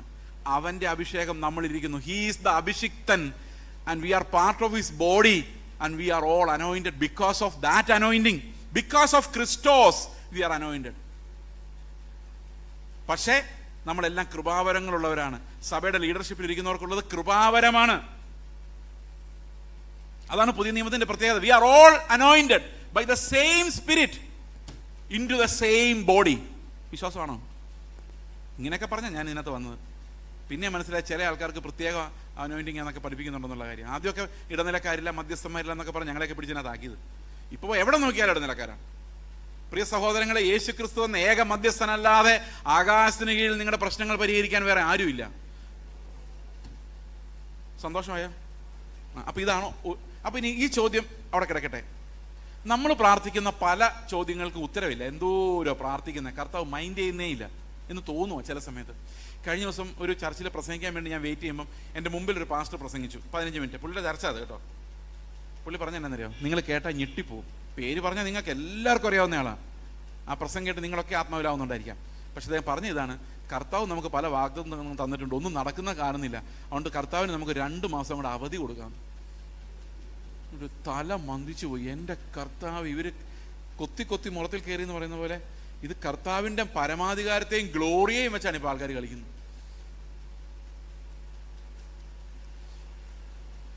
അപ്പോൾ ആര് പ്രാർത്ഥിച്ചാൽ ദൈവം കേൾക്കും? ഇതാണ് 2ാമത്തെ ഹുക്കിലോട്ട് വരുവാണ്. ഒറ്റ ചോദ്യം ഞാൻ നിങ്ങളോട് ചോദിക്കാം. യേശു ക്രിസ്തു നിങ്ങളുടെ ഒരു വിഷയമായിട്ട് പിതാവിൻ്റെ അടുത്ത് ചെന്നിട്ട്, പിതാവേ ചേസിന് ഇങ്ങനൊരു പ്രോബ്ലം ഉണ്ട്, ശരിയാക്കി കൊടുക്കണേന്ന് പറഞ്ഞാൽ പിതാവ് കൊടുക്കുമോ ഇല്ലയോ? ഇത് നിങ്ങൾക്ക് ഒന്നിനും ഉറപ്പില്ലാത്തതാണോ? എന്താ നിങ്ങൾ മിണ്ടാത്തത്? കൊടുക്കുമല്ലോ. കാരണം എന്താ? കർത്താവ് എന്താ പറഞ്ഞ? ഞാൻ എന്തപേക്ഷിച്ചാലും എൻ്റെ പിതാവ് എനിക്ക് തരും. അതൊരു ഭയങ്കര വാഗ്ദത്തം അത്. പക്ഷെ ഒരു കുഴപ്പമുണ്ട്, നമുക്ക് എല്ലാം യേശുവിനോട് ചോദിക്കാൻ പറ്റില്ല. ഇപ്പം ഉദാഹരണത്തിന് നിങ്ങളുടെ പാസ്റ്റർ എറണാകുളത്ത് പോകുമ്പം പഴയ സിനിമയുടെ CD വല്ലതും ഉണ്ടെങ്കിൽ മേടിച്ചുകൊണ്ട് വരാൻ പറയാൻ പറ്റുമോ? പറ്റിയല്ല. കാരണം അത് പാസ്റ്ററോട് എന്താ ചോദിക്കേണ്ടത് നമുക്കറിയാം. അത് മാത്രമേ ചോദിക്കാൻ പറ്റുള്ളൂ. വല്ല സിയോൻ ഗീതാവലിയോ വല്ല ബൈബിളൊക്കെ മേടിച്ചുകൊണ്ട് വരാൻ പറഞ്ഞാൽ കുഴപ്പമില്ല. ശരിയാണോ? അപ്പം മനുഷ്യരായ നമുക്ക് നമ്മുടെ പാസ്റ്റർമാരോട് എന്ത് ചോദിക്കണമെന്ന് അറിയാമെങ്കിൽ, ഈ ലോകത്ത് വന്ന് ഈ ലോകം എൻ്റെ അല്ല, എൻ്റെ രാജ്യം ഐഹികമല്ല, നിങ്ങളുടെ ഉയരത്തിലുള്ള ദൈവത്തിൻ്റെ രാജ്യം നിങ്ങൾക്ക് തരാൻ പ്രസാദിച്ചൊരു പിതാവുണ്ട്, നിങ്ങൾ അവനെ പിതാവെന്ന് വിളിച്ചോ എന്ന് പറഞ്ഞിട്ട് പോയ കർത്താവിനോട് നമ്മൾ എന്തൊക്കെയാണോ ചോദിക്കുന്നത്. നമ്മൾ എന്തൊക്കെയോ ചോദിച്ചിട്ട് അവസാനം in the name of Jesus Christ ഒരു കള്ളയൊപ്പിട്ട് പിതാവിൻ്റെ കയ്യിലോട്ട് കൊടുക്കുകയാണ്. കർത്താവ് അറിഞ്ഞിട്ട് പോലുമില്ല. കർത്താവ് പറയും, ഞാൻ ഇതൊന്നും അറിഞ്ഞിട്ടില്ല, ഞാൻ നിങ്ങൾ ആരാന്ന് പോലും അറിയുന്നില്ല, കാരണം എല്ലാം കള്ളയൊപ്പാ. നമ്മളെ പേര് അവസാനം ഫോർമുല ഉപയോഗിച്ചുകൊണ്ട് കർത്താവിൻ്റെ അംഗീകാരം ഉണ്ടോ? ഓക്കെ, അതവിടെ നിൽക്കട്ടെ. ഞാൻ പറഞ്ഞു വന്ന ഇതാണ്, കർത്താവ് നമുക്ക് വേണ്ടി അപേക്ഷിച്ചാൽ പിതാവ് കേൾക്കാതെ ഇരിക്കുകയില്ല. ഇനി 7:25 വായിച്ചു നോക്കി, എബ്രായ ലേഖനം 7:25. അതുകൊണ്ട് താൻ മൂലം ദൈവത്തോട് അടുക്കുന്നവർക്ക് വേണ്ടി പക്ഷപാതം ചെയ്യുവാൻ സദാ ജീവിക്കുന്നവനാകയാൽ അവരെ പൂർണ്ണമായും രക്ഷിപ്പാൻ അവൻ പ്രാപ്തനാകുന്നു. അപ്പൊ ഇപ്പൊ കർത്താവ് പിതാവിൻ്റെ അടുത്ത് എനിക്ക് വേണ്ടി എഴുന്നേറ്റ് നിൽപ്പുണ്ട്. വിശ്വാസം ഉണ്ടോ? കാണുന്നുണ്ടോ? ഇത് വല്ലതും കാണുന്നുണ്ടോ? കർത്താവ് പറയാ, ചേസിനെ ദുഷ്ടന്റെ കയ്യിൽ അകപ്പെടുത്തരുത്. അല്ല, എന്താ പ്രാർത്ഥിക്കുന്നത്? എൻ്റെ വിശുദ്ധി ഞാൻ അവന് കൊടുത്തിരിക്കുന്നു. 17-ാം അധ്യായം നിങ്ങൾ വായിച്ചു നോക്കിയ യോഹന്നാന്റെ സുവിശേഷം, അവിടെ എന്തൊക്കെയാണ് ഈ മഹാപുരോഹിതൻ നമുക്ക് വേണ്ടി പ്രാർത്ഥിച്ചത് നമ്മൾ എഴുതി വെച്ചിട്ടുണ്ട്.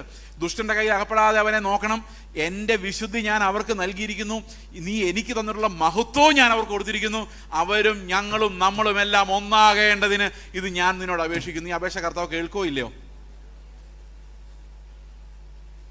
ഇത്തിരി പ്രത്യാശ തോന്നുന്നുണ്ടോ? കുറച്ച് ഒരു പ്രത്യാശഗാനം പാടാറായോ? ഇല്ല, അത്ര ആയില്ലെന്ന് തോന്നുന്നു. ഒന്നും കൂടെ നമുക്ക് കടത്തി ചിന്തിക്കാം. ശരിക്കും കർത്താവ് നമുക്ക് വേണ്ടി പ്രാർത്ഥിച്ചിട്ടുണ്ടോ എന്ന് എങ്ങനെ അറിയാം പാസ്റ്റർ? കാരണം എത്രയോ പേരിവിടെ മരിച്ചു പോകുന്നു, എത്രയോ പേര് സുവിശേഷം കേൾക്കുന്നില്ല. അപ്പോൾ എനിക്ക് വേണ്ടി പ്രാർത്ഥിച്ചിട്ടുണ്ട് സ്പെസിഫിക്കലി എന്നെങ്ങനെ എനിക്കറിയാം? നിങ്ങളെ ഈ നമ്മൾ പ്രാർത്ഥിക്കുമ്പോൾ സാധാരണ കയ്യിൽ നമ്മുടെ ഒരു പ്രാർത്ഥന ലിസ്റ്റ് ഉണ്ടല്ലോ, ഇല്ലേ? അതുപോലെ കർത്താവിൻ്റെ കയ്യിൽ പിതാവിൻ്റെ അടുത്ത് കൊടുക്കാൻ ഒരു പ്രാർത്ഥന ലിസ്റ്റ് ഉണ്ടായിരുന്നു. ആ ലിസ്റ്റ് ഞാൻ നിങ്ങളെ കാണിക്കാം.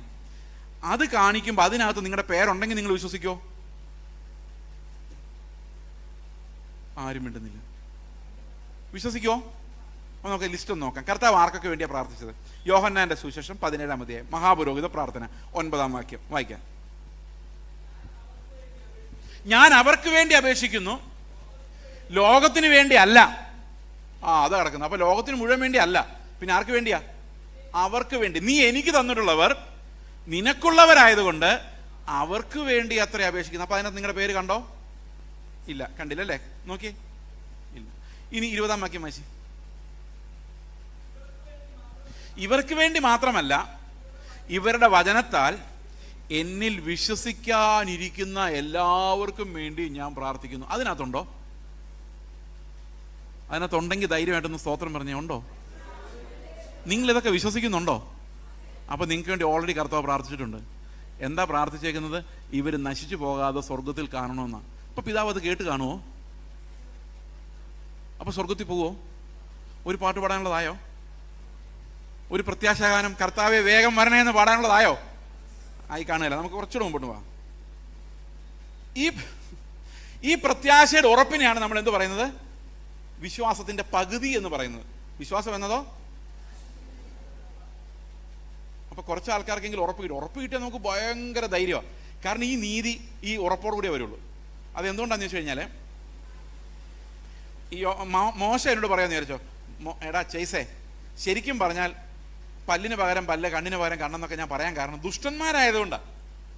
വേണമെങ്കിൽ ഉപേക്ഷണ പത്രം കൊടുത്തിട്ട് ഉപേക്ഷിച്ചോളാൻ പറഞ്ഞു. അമ്മമാരുടെ കയ്യിലിരിപ്പ് ശരിയല്ല, അമ്മമാർ മഹാദുഷ്ടന്മാരായതുകൊണ്ടാണ്. നിന്റെ റൂൾ അതല്ല. പിന്നെ ഒരു കരണം തരിച്ചാൽ മറ്റേ കരണം കാണിച്ചു കൊടുക്കണം. അപ്പം ഞാൻ ചോദിക്കും, എൻ്റെ മോശേ, എന്നെ അടിക്കാൻ വരുന്നവൻ, എനിക്ക് തടിയുണ്ടെന്നുള്ളൂ, വലിയ ആരോഗ്യമൊന്നുമില്ല, എന്നെ അടിക്കാൻ വരുന്നവൻ ജിമ്മാണ്, ജിമ്മ്. ഒറ്റ അടിക്കാൻ എൻ്റെ ബ്രെയിനിൽ നിന്നാണ് മൂക്കിലൂടെയും വായിലൂടെ എല്ലാം ബ്ലഡ് വരുന്നത്. അടുത്ത അടിക്ക് ഞാൻ തട്ടിപ്പോയാൽ എന്ത് കിട്ടും? അപ്പോൾ മോശം ചോദിക്കും, നീ ആവർത്തന പുസ്തകം 28 വായിച്ചിട്ടില്ലേ മോനെ? എന്തോ? നിന്റെ ദേശത്ത് നിന്നെ ഞാൻ അനുഗ്രഹിക്കും, നിന്റെ എൻ്റെ മോശം, ഞാൻ മരിച്ചു പോയിട്ട് എൻ്റെ ദേശത്ത് അനുഗ്രഹിച്ച് എൻ്റെ ആടുമാടുകൾ അനുഗ്രഹിച്ചിട്ട് എനിക്കെന്ത് കാര്യം? ദീർഘായുസ് കൊണ്ട് എന്നെ തൃപ്തിപ്പെടും. ഞാൻ അടി കൊണ്ട് ഞാൻ ചാവാൻ കിടക്കുമ്പോൾ ദീർഘായുസ്. മോശം, അതൊന്നും എനിക്ക് പറ്റത്തില്ല. ആ ദീർഘായുസ് എനിക്ക് വേണമെങ്കിൽ, എൻ്റെ കുഞ്ഞുങ്ങൾ അനുഗ്രഹിക്കപ്പെടണമെങ്കിൽ, എനിക്ക് എൻ്റെ ആടുമാടുകൾ അനുഗ്രഹിക്കപ്പെടണമെങ്കിൽ അത് കാണാൻ എനിക്ക് കണ്ണുങ്ങളെ വേണ്ടേ, ആയുസ് വേണ്ടേ? അപ്പോൾ ഒരു കാരണത്തടിക്കുമ്പോൾ നമ്മൾ എന്ത് ചെയ്യണം? ആരോഗ്യം ഉണ്ടെങ്കിൽ പൊട്ടിച്ചിട്ട് ഓടണം. അല്ലെങ്കിൽ പൊട്ടിക്കാതെ ഓടണം ആരോഗ്യം കുറവാണെങ്കിൽ. കാരണം ആയുസുണ്ടെങ്കിലല്ലേ നമുക്ക് ഈ അനുഗ്രഹം അനുഭവിക്കാൻ പറ്റുള്ളൂ. അമേരിക്കയിലുള്ള വിസ തന്ന ആരോഗ്യം ആൾ വേണ്ടേ? അതുണ്ടെങ്കിൽ ഒരുത്തൻ കരണത്തടിച്ചപ്പോൾ മറ്റേ കരണം കാണിച്ചു വിടും, ആൾ തട്ടിപ്പോയാൽ എങ്ങനെ അമേരിക്കയിൽ പോകും? അപ്പോൾ കർത്താവ് എന്നോട് വന്നിട്ട് പറഞ്ഞു, കർത്താവ് പറയാം, ചേസേ ഒരു കരണം തരിച്ചാൽ മറ്റേ കരണം കാണിച്ചു കൊടുക്കും. ഞാൻ പറഞ്ഞു, കർത്താവെ അങ്ങനെ എങ്ങാനും ഞാൻ ചത്തുപോയാൽ നീ എൻ്റെ കൂടെ പറുദീസയിലിരിക്കും. ഓക്കെ, ഞാൻ നിൻ്റെ അടുത്ത് ഇരിക്കുമല്ലേ, ശരി, എന്നാൽ മരിച്ചാലും സാരമില്ല. ഫെയ്ത്ത് വരുന്ന എവിടുന്ന? നമ്മുടെ യേശുവിൻ്റെ ക്രൂശിലെ കൂടെ കിടന്ന ഒരു കള്ളൻ, വലതുവശമാണ് ഇടതുവശമാണെന്ന് അറിയില്ല, യാക്കോബക്കാർ പറയുന്ന വലതുവശമാണ്, നമുക്കറിയത്തില്ല, നമ്മൾ കണ്ടില്ല. പക്ഷേ ഈ കള്ളൻ ഒരു നിമിഷം കൊണ്ട് സ്വർഗത്തിൽ പോയി എങ്ങനെയാണെന്ന് അറിയോ? ഭയങ്കര നീതിമാനായിട്ടാണ് പോയത്. അവൻ അവിടെ കിടന്ന്, ഞാനായിരുന്നു അവൻ്റെ സ്ഥാനത്തെങ്കിൽ ഞാൻ വിടുതലിൻ്റെ ഒരു പ്രാർത്ഥന പറഞ്ഞു, കർത്താവേ എൻ്റെ വിഷയം എന്താ? ഇപ്പോൾ വിഷയം ശ്വാസം വിടാൻ പറ്റുന്നില്ല, അതാണ് വിഷയം, ഏറ്റവും ഭയങ്കര വിഷയം. ക്രൂശിൽ അടിച്ച് തറച്ച്, അത് നമ്മൾ ഇന്ന് റോമൻ കത്തോലിക്കർ കൊണ്ട് നടക്കുന്ന പോലെ ചിന്തയിട്ട് മിനിക്ക് ക്രൂശൊന്നുമല്ല, തടിയാണ്, തടിക്കഷ്ണം കുറുകെ വെച്ചിരിക്കുന്ന. അവിടെ ഈ ലങ്സ് ഇങ്ങനെ ശ്വാസം കിട്ടാൻ വേണ്ടി ഇങ്ങനെ വലിയുമ്പോൾ ഈ പുറമെല്ലാം കൂടെ ആയ ഒരഞ്ഞ് ഭയന്ന് മരണം നോക്കി കിടക്കുന്നവനാണ് ഞാൻ. എന്നെങ്കിൽ ഞാൻ കർത്താവിൻ്റെ എന്തായിരിക്കും പറയുന്നത്? കർത്താവ് എൻ്റെ വിഷയങ്ങളുടെ നടുവിൽ വിടുതൽ തരാൻ നീ ഇറങ്ങി വരണം. എങ്ങനെയാ മോനെ? നീ എന്നെ ഈ ക്രൂശിൽ നിന്ന് ഇറക്കി വിട്ടാൽ ഞാനിനി മര്യാദക്കാരനായിട്ട് ജീവിച്ചോളാം. ഓക്കെ. 2, ജെറുസലേമിൻ്റെ തെരുവിലൂടെ, വേണ്ട പോട്ടെ, വാളകത്തിൻ്റെ തെരുവിലൂടെ ഞാൻ നിന്റെ ട്രാക്റ്റുമായിട്ട് നടന്നോളാം. കർത്താവിൻ്റെ എന്ന് മേടിക്കുവാണ്. അപ്പോൾ കർത്താവ് പറഞ്ഞു, ഓക്കെ, നിന്നെ ഇറക്കി വിട്ടേക്കാം. അതായിരുന്നു സംഭവിക്കാറുന്നുള്ളൂ ഞാനായിരുന്നെങ്കിൽ. പക്ഷെ ആ മനുഷ്യൻ പറയാ, എനിക്ക് ജീവിക്കണ്ട, എനിക്ക് നിന്റെ കൂടെ മരിച്ചാൽ മതി, നീ വരുമ്പം മഹത്വത്തിൽ വരുമ്പം എന്നെ ഓർത്താൽ മതി. ശരിക്കും കൂടെ 3.5 വർഷം നടന്ന ശിഷ്യന്മാർക്ക് അപ്പോഴും അറിയത്തില്ല യേശു മഹത്വത്തിൽ വരുമെന്ന്. പക്ഷെ 3 മണിക്കൂർ ക്രൂശിൽ കിടന്ന് ഇവനറിയാം യേശു മഹത്വത്തിൽ വരുമെന്ന്. എന്താ ഒരു അതെങ്ങനെയാ പുള്ളിക്ക് മനസ്സിലായത്? ഞാൻ എപ്പോഴും ആലോചിക്കും, ഇതെങ്ങനെ മനസ്സിലായി? അതായത് അത് ശിഷ്യന്മാർക്ക് യേശു ഉയർത്തെഴുന്നേറ്റിട്ട് പോലും മനസ്സിലായില്ല. അപ്പോൾ ഈ മനുഷ്യൻ 3 മണിക്കൂറോടെ കിടന്ന മനുഷ്യൻ പറയാണ്, നീ മഹത്വത്തിൽ രാജ്യത്വം പ്രാപിച്ചു വരുമ്പോൾ എന്നെ ഓർത്താൽ മതി. എന്നെ നീ വെറുതെ വിട്ട് ഞാൻ ഈ മണ്ണിലൂടെ നടന്നാൽ പിന്നെയും പാപമേ ചെയ്യുള്ളൂ, പിന്നെ ഞാൻ എൻ്റെ പാപത്തിൽ മരിക്കുള്ളൂ. നിന്റെ കൂടെ മരിക്കാൻ എനിക്ക് നീ അവസരം തന്നാൽ ഒരൊറ്റ വാഗ്ദത്തം എനിക്ക് മതി, നീ വരുമ്പോൾ എന്നെ ഓർക്കണം. കർത്താവ് പറഞ്ഞു, മോനെ, നീ ഇന്ന് ഞാൻ രാജ്യത്വം പ്രാപിച്ചു വരാൻ ഓർക്കണ്ട, ഞാൻ എവിടെ പോയാലും നീ എൻ്റെ കൂടെ ഉണ്ടായിരിക്കും. ഇന്ന് പറുദീസയിലേക്ക് പോകുമ്പോഴും നീ എൻ്റെ കൂടെ വരും. എന്തോ ഭയങ്കര രക്ഷ! ഒരൊറ്റ നിമിഷം ആ പുനരുത്ഥാനത്തിൽ വിശ്വസിച്ചപ്പോഴേക്കും അവൻ്റെ സ്വഭാവം മാറിപ്പോയി. He became A new creature. അവന് മരണത്തെ പേടിയില്ലാതായിപ്പോയി. പാപത്തെ ജയിക്കാൻ നമ്മുടെ ഏറ്റവും വലിയ തടസ്സം, ലോകമോഹങ്ങളെ ജയിക്കാൻ നമ്മുടെ ഏറ്റവും വലിയ തടസ്സം, നമ്മൾ ഇപ്പോഴും മരണത്തെ ഭയപ്പെടുന്നത് കൊണ്ടാണ്, പ്രത്യാശയുടെ ഉറപ്പില്ലാത്തത് കൊണ്ടാണ്, ധൈര്യമില്ലാത്തത് കൊണ്ടാണ്.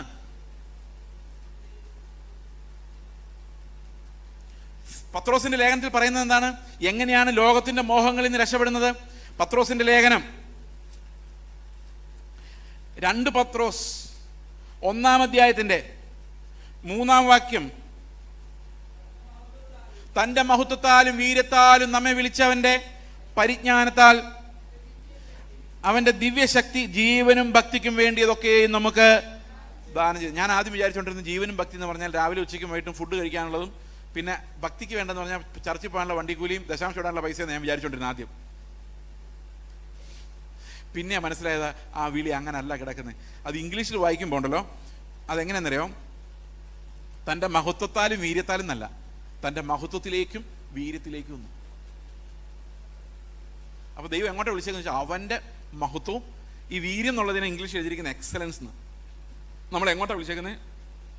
ക്രിസ്തുവിൻ്റെ ഗ്ലോറിയിലേക്കും അവൻ്റെ എക്സലൻസിലേക്ക് നമ്മളെ വിളിച്ചിട്ട് ആ ജീവിതം ജീവിക്കാൻ ആവശ്യമായ എല്ലാം. അപ്പോൾ എനിക്ക് പറയാൻ പറ്റില്ല, എനിക്ക് അവനെ സ്നേഹിക്കാൻ പറ്റത്തില്ല, അവൻ മഹാവൃത്തികെട്ടവനാ, അതിനുള്ളതും കൂടെ കർത്താവ് തരുന്നുണ്ട്. പറ്റില്ല എന്ന് പറയാൻ പറ്റില്ല. കാരണം എന്താ? ക്രിസ്തുവിനെ പോലെ ജീവിക്കാൻ ആവശ്യമായ എല്ലാ ധനവും അവൻ്റെ പരിജ്ഞാനത്തിൽ അവൻ നമുക്ക് നൽകിയിട്ടുണ്ട്. അതല്ല അതിൻ്റെ അർത്ഥം? അടുത്ത വാക്യം, അവയാൽ അവൻ നമുക്ക് വിലയേറിയതും അതിമഹത്വമായ വാഗ്ദത്തങ്ങളും നൽകിയിരിക്കുന്നു. അപ്പോൾ ഭയങ്കര വാഗ്ദത്തങ്ങളാണ്, ക്രിസ്തുവിന്റെ തേജസ്സിന്റെ വാഗ്ദത്തം. അടുത്ത വാക്യം പറയാണ്, ഈ വയാൽ എന്ന് പറഞ്ഞാൽ ഈ വാഗ്ദത്തങ്ങളാൽ നിങ്ങൾ ലോകത്തിൽ മോഹത്താലുള്ള നാശം വിട്ടൊഴിഞ്ഞ് ദിവ്യ സ്വഭാവത്തിന് കൂട്ടുക. അപ്പൊ ദിവ്യ സ്വഭാവത്തിന്റെ പങ്കാളികളാണെങ്കിൽ നമുക്ക് എന്തു വാഗ്ദത്തം വേണം? അതിമഹത്തായ നിത്യതയെ സംബന്ധിക്കുന്ന ക്രിസ്തുവിന്റെ ധനത്തെക്കുറിച്ചുള്ള വാഗ്ദത്തം ഉണ്ടെങ്കിൽ മാത്രമേ, അതിന്റെ മനോഹരത്വം കണ്ടാൽ മാത്രമേ നമുക്ക് ഈ ലോകം വേണ്ട എന്ന് പറയാൻ പറ്റുള്ളൂ. അതുകൊണ്ടാണ് കൊളോസ് ലേഖനത്തിൽ പറയുന്നത്, നമ്മൾ അവസാനിപ്പിക്കാൻ പോവാണ്. എൻ്റെ വാച്ചിൽ 7 മിനിറ്റ് കൂടെ ഉണ്ട്. നമുക്ക് കൊളോസ് ലേഖനത്തിലെ വാക്യങ്ങളൊന്ന് വായിക്കാം. 2-ാം അധ്യായത്തിന്റെ 20 മുതൽ 3-ാം അധ്യായത്തിന്റെ 3 വരെ വായിക്കണം. നിങ്ങൾ ക്രിസ്തുവിനോട് കൂടെ ലോകത്തിന്റെ ആദ്യ പാഠങ്ങൾ സംബന്ധിച്ച് മരിച്ചുവെങ്കിൽ ലോകത്തിൽ ജീവിക്കുന്നവരെ പോലെ മനുഷ്യകൽപ്പനകൾക്കും ഉപദേശങ്ങൾക്കും അനുസരണമായി പിടിക്കരുത്, രുചിക്കരുത്, തൊടരുത് എന്നുള്ള ചട്ടങ്ങൾക്ക് കീഴ്പ്പെടുന്നത്. അപ്പം മിക്കവാറും നമ്മുടെ വിശുദ്ധിയല്ല എവിടെ നിന്ന് വരുന്ന ചട്ടങ്ങൾക്ക് കീഴ്പ്പെട്ടിട്ടുണ്ടാകുന്ന. ഈ ചട്ടങ്ങൾക്ക് കീഴ്പ്പെടുമ്പോൾ ഒരു കുഴപ്പമുണ്ട്. അടുത്ത വാക്യം, ഇതെല്ലാം ഉപയോഗത്താൽ നശിച്ചു പോകുന്നതാണ്. അതൊക്കെയും സ്വേച്ഛ ആരാധന, ഈ സ്വന്തം ഇച്ഛയെ ആരാധിക്കുക, അതാണ് വിൽ വർഷിപ്പിംഗ് എന്ന് പറയും. അതായത് സ്വേച്ഛാരാധനയിലും ശരീരത്തിന്റെ താഴ്മയിലും രസിക്കുന്നവർക്ക് ജ്ഞാനത്തിന്റെ പേര് മാത്രമുള്ളത് ജഡാഭിലാഷത്തെ അടക്കുവാനോ പ്രയോജനമുള്ളതല്ല. ഉദാഹരണത്തിന് എന്താണ് ഈ കൽപ്പനകൾ കൊണ്ട് നമ്മൾ നന്നാവാൻ ശ്രമിച്ചാലുള്ള കുഴപ്പം എന്താണെന്ന് വെച്ച് കഴിഞ്ഞാൽ കുറെ സ്വയനീതിമാന്മാരുണ്ടാവും. ഉദാഹരണത്തിന് ഒരാൾ പറയാണ്, ഇത്ര നാളും ഞാൻ മരുന്ന് കഴിച്ചിട്ടില്ല. അപ്പം നമ്മൾ എന്താ ഉടനെ നോക്കുന്നത്? എന്തൊരു വിൽ പവർ, അയാൾ ആള് കൊള്ളാമല്ലേ. നമ്മളൊരു ആരെയാ അപ്പം നമ്മൾ ഉയർത്തുന്ന ആരെയാ? ആ മനുഷ്യന്റെ വില്ലിനെ നമ്മൾ ഭയങ്കരമായിട്ട് ബഹുമാനിക്കുക. ഇപ്പൊ ഞാനൊരു പണ്ടൊരു സാക്ഷ്യം പറയാം. ഞങ്ങൾ പിള്ളേരെ എടുത്ത് അഡോപ്റ്റ് ചെയ്ത് വളർത്തിയ കാര്യം ഇപ്പൊ കേൾക്കുമ്പോൾ എല്ലാവരും പറയും, അയ്യോ നിങ്ങൾക്ക് ഇത് പറ്റുള്ളൂ. അപ്പൊ ആരെയാ വർഷിപ്പ് ചെയ്യുന്നത്? എന്റെ വിൽ പവറിനെ. ഞങ്ങൾക്കറിയാം പിള്ളേരെയും കൊണ്ട് ഞങ്ങൾ ഇഷായൊക്കെ വരച്ചത് എങ്ങനെയാണ്, പക്ഷെ അത് നാട്ടുകാർക്കറിയില്ല. അപ്പൊ അവര് ഒരാളുടെ പ്രവൃത്തിയിലേക്ക് നോക്കുമ്പോൾ അവരെ അപ്രീഷിയേറ്റ് ചെയ്യുമ്പോൾ എന്താ സംഭവിക്കുന്നത്? ആത്മാവത് ചെയ്തെന്നല്ല അവർക്ക് മനസ്സിലാകുന്നത്, അവരുടെ വിൽ പവറിനെ വർഷിപ്പ് ചെയ്യുന്ന ഒരവസ്ഥയിലേക്കാണ്. അപ്പൊ ഞാൻ പറയാണ്, ഞാൻ ഇത്രയും നാളായിട്ടെന്നൊക്കെ വൈബ്രേഷൻ പറയുമ്പോൾ ആൾക്കാരെല്ലാം എന്നെ എന്ത് ചെയ്യണം? കൊള്ളാം അവൻ എന്ന് പറയിപ്പിക്കണം. ഇത് ജ്ഞാനത്തിന്റെ പേര് മാത്രമുള്ളത്. ഓക്കെ, അടുത്ത വാക്യം, ജഡാഭിലാഷം അടക്കുവാനോ. അപ്പൊ ഒരിടത്ത് ഈ ജഡം എന്ന് പറയുന്ന സാധനം എപ്പോഴും ചീത്ത സാധനം മാത്രമല്ല, നല്ല സാധനം അതിനേക്കാൾ അപകടകരമായ ജഡമാണ്. അതായത് ചീത്ത ജഡമുണ്ട്, നല്ല ജഡമുണ്ട്. നമ്മുടെ ഭാഷയിൽ ദൈവത്തിന് മുമ്പിൽ എല്ലാ ജഡത്തിന്റെ പ്രവൃത്തികളും ചീത്തയാണെങ്കിലും ഈ ചില ജഡം, ഈ പരീശന്മാരുടെ ജഡമാണോ ചുങ്കക്കാരുടെ ജഡമാണോ നല്ല ജഡം? പറ. മനുഷ്യൻ നോക്കുമ്പം ചുങ്കക്കാരന്റെ ജഡമല്ലേ മോശം ജഡം, വേശ്യകളുടെയും അവരുടെ ജഡം വളരെ മോശം. എന്നാ പരീശന്റെ ജഡമോ ആഴ്ചയിൽ 2 വട്ടം ഉപവാസം എടുക്കുന്ന അത്ഭുത ജഡം, നേടുന്നതിനെല്ലാം ദശാംശം കൊടുക്കുന്ന മഹാജഡം. അത് ദശാംശം കൊടുത്തിട്ട് മതിയാകാതെ അത് കൊടുത്തിട്ട് പിന്നെ 10 കിലോ അരി മേടിച്ചാൽ അതിലൊരു കിലോ അരി കൂടെ കൊടുക്കുന്ന അത്ഭുതമായ നീതി. ഏതാ നല്ല ജഡം? മാന്യമായ ജഡം ഏതാ? നമ്മൾ ആരാടോ ബഹുമാനം തോന്നാറുടോ? നിങ്ങളൊന്നും മിണ്ടുന്നില്ല. ഇത് മിണ്ടാത്ത ആൾക്കാരിന് വാള കയറിയെന്ന് എനിക്ക് അറിയാമല്ലായിരുന്നു. പരീശന്മാരുടെ നീതിയോടെ അല്ലേ? ഇതാണ് ഇവിടെ ഉണ്ടാകുന്നത്. നമ്മൾ വേറൊരാളെ ബ്ലെയിം ചെയ്യുമ്പം, ഇപ്പം ഞാനൊരു എക്സാമ്പിൾ പറയാം, വളരെ സിമ്പിൾ ആയിട്ടുള്ളൊരു എക്സാമ്പിൾ പറയാം. ഇപ്പം ഞാൻ നിങ്ങളോട് പറയാണ്, വിശുദ്ധ ജീവിതം, വൈബ്രേഷൻ പ്ലീസ് നോട്ട്, വിശുദ്ധ ജീവിതം നയിച്ചില്ലെങ്കിൽ നിങ്ങൾ എല്ലാവരും നരകത്തിൽ പോകും. സത്യമാണോ ഞാൻ പറഞ്ഞത്? ആണോ അല്ലയോ? ആണ്. അപ്പം നിങ്ങൾ എന്നോടൊന്ന് ചോദിച്ചേ, പാസ്റ്റർ സ്വർഗത്തിൽ പോകുമെന്ന് ചോദിച്ചേ, ഞാൻ എന്ത് പറയും ന്യായമായിട്ടും? ഞാൻ നരകത്തിൽ പോകുമെന്ന് പറഞ്ഞാൽ പിന്നെ എന്തിനാണോ പ്രസംഗിക്കാൻ വന്നത് നിങ്ങൾ ചോദിക്കില്ലേ? അപ്പം ഞാൻ സ്വർഗത്തിൽ പോകും, എന്നെ പോലെ നിങ്ങൾ പോയാൽ നിങ്ങൾക്കും. അപ്പോൾ ഇനി സ്വർഗത്തിലോട്ട് പോകാനുള്ള വഴി ഏതാ? ആരെ പോലെ ആയാൽ മതി? നിങ്ങൾ ആലോചിക്കുക, എന്ത് ഭയങ്കര മണ്ടത്തര പറഞ്ഞതെന്ന്. ഈ മനുഷ്യൻ ഇവിടെ നിന്ന് ഇയാൾ ചെയ്ത ഏതൊക്കെയോ പ്രവൃത്തികൾ വെച്ച് നീതി ഉണ്ടാക്കി ഇത് ദൈവത്തിനെതിരെയുള്ള വെല്ലുവിളിയായിട്ടല്ലേ വരുന്നത്. എന്നിട്ട് പറയുകയാണ്, എന്നെ പോലെ നീയും ജീവിച്ചാൽ, വെള്ള മാസ്ക് വെച്ചാൽ, അല്ലെങ്കിൽ ഞാൻ പ്രാർത്ഥിക്കുന്ന അത്രയും പ്രാർത്ഥിച്ചാൽ നീയും സ്വർഗത്തിൽ പോകുന്ന ഒരാൾ പറഞ്ഞാൽ നമ്മുടെ സ്വർഗത്തിലോട്ടുള്ള പിതാവിൻ്റെ അടുത്തോട്ടുള്ള വഴി ആരാ? ഇങ്ങനെ പറയുമ്പോഴോ?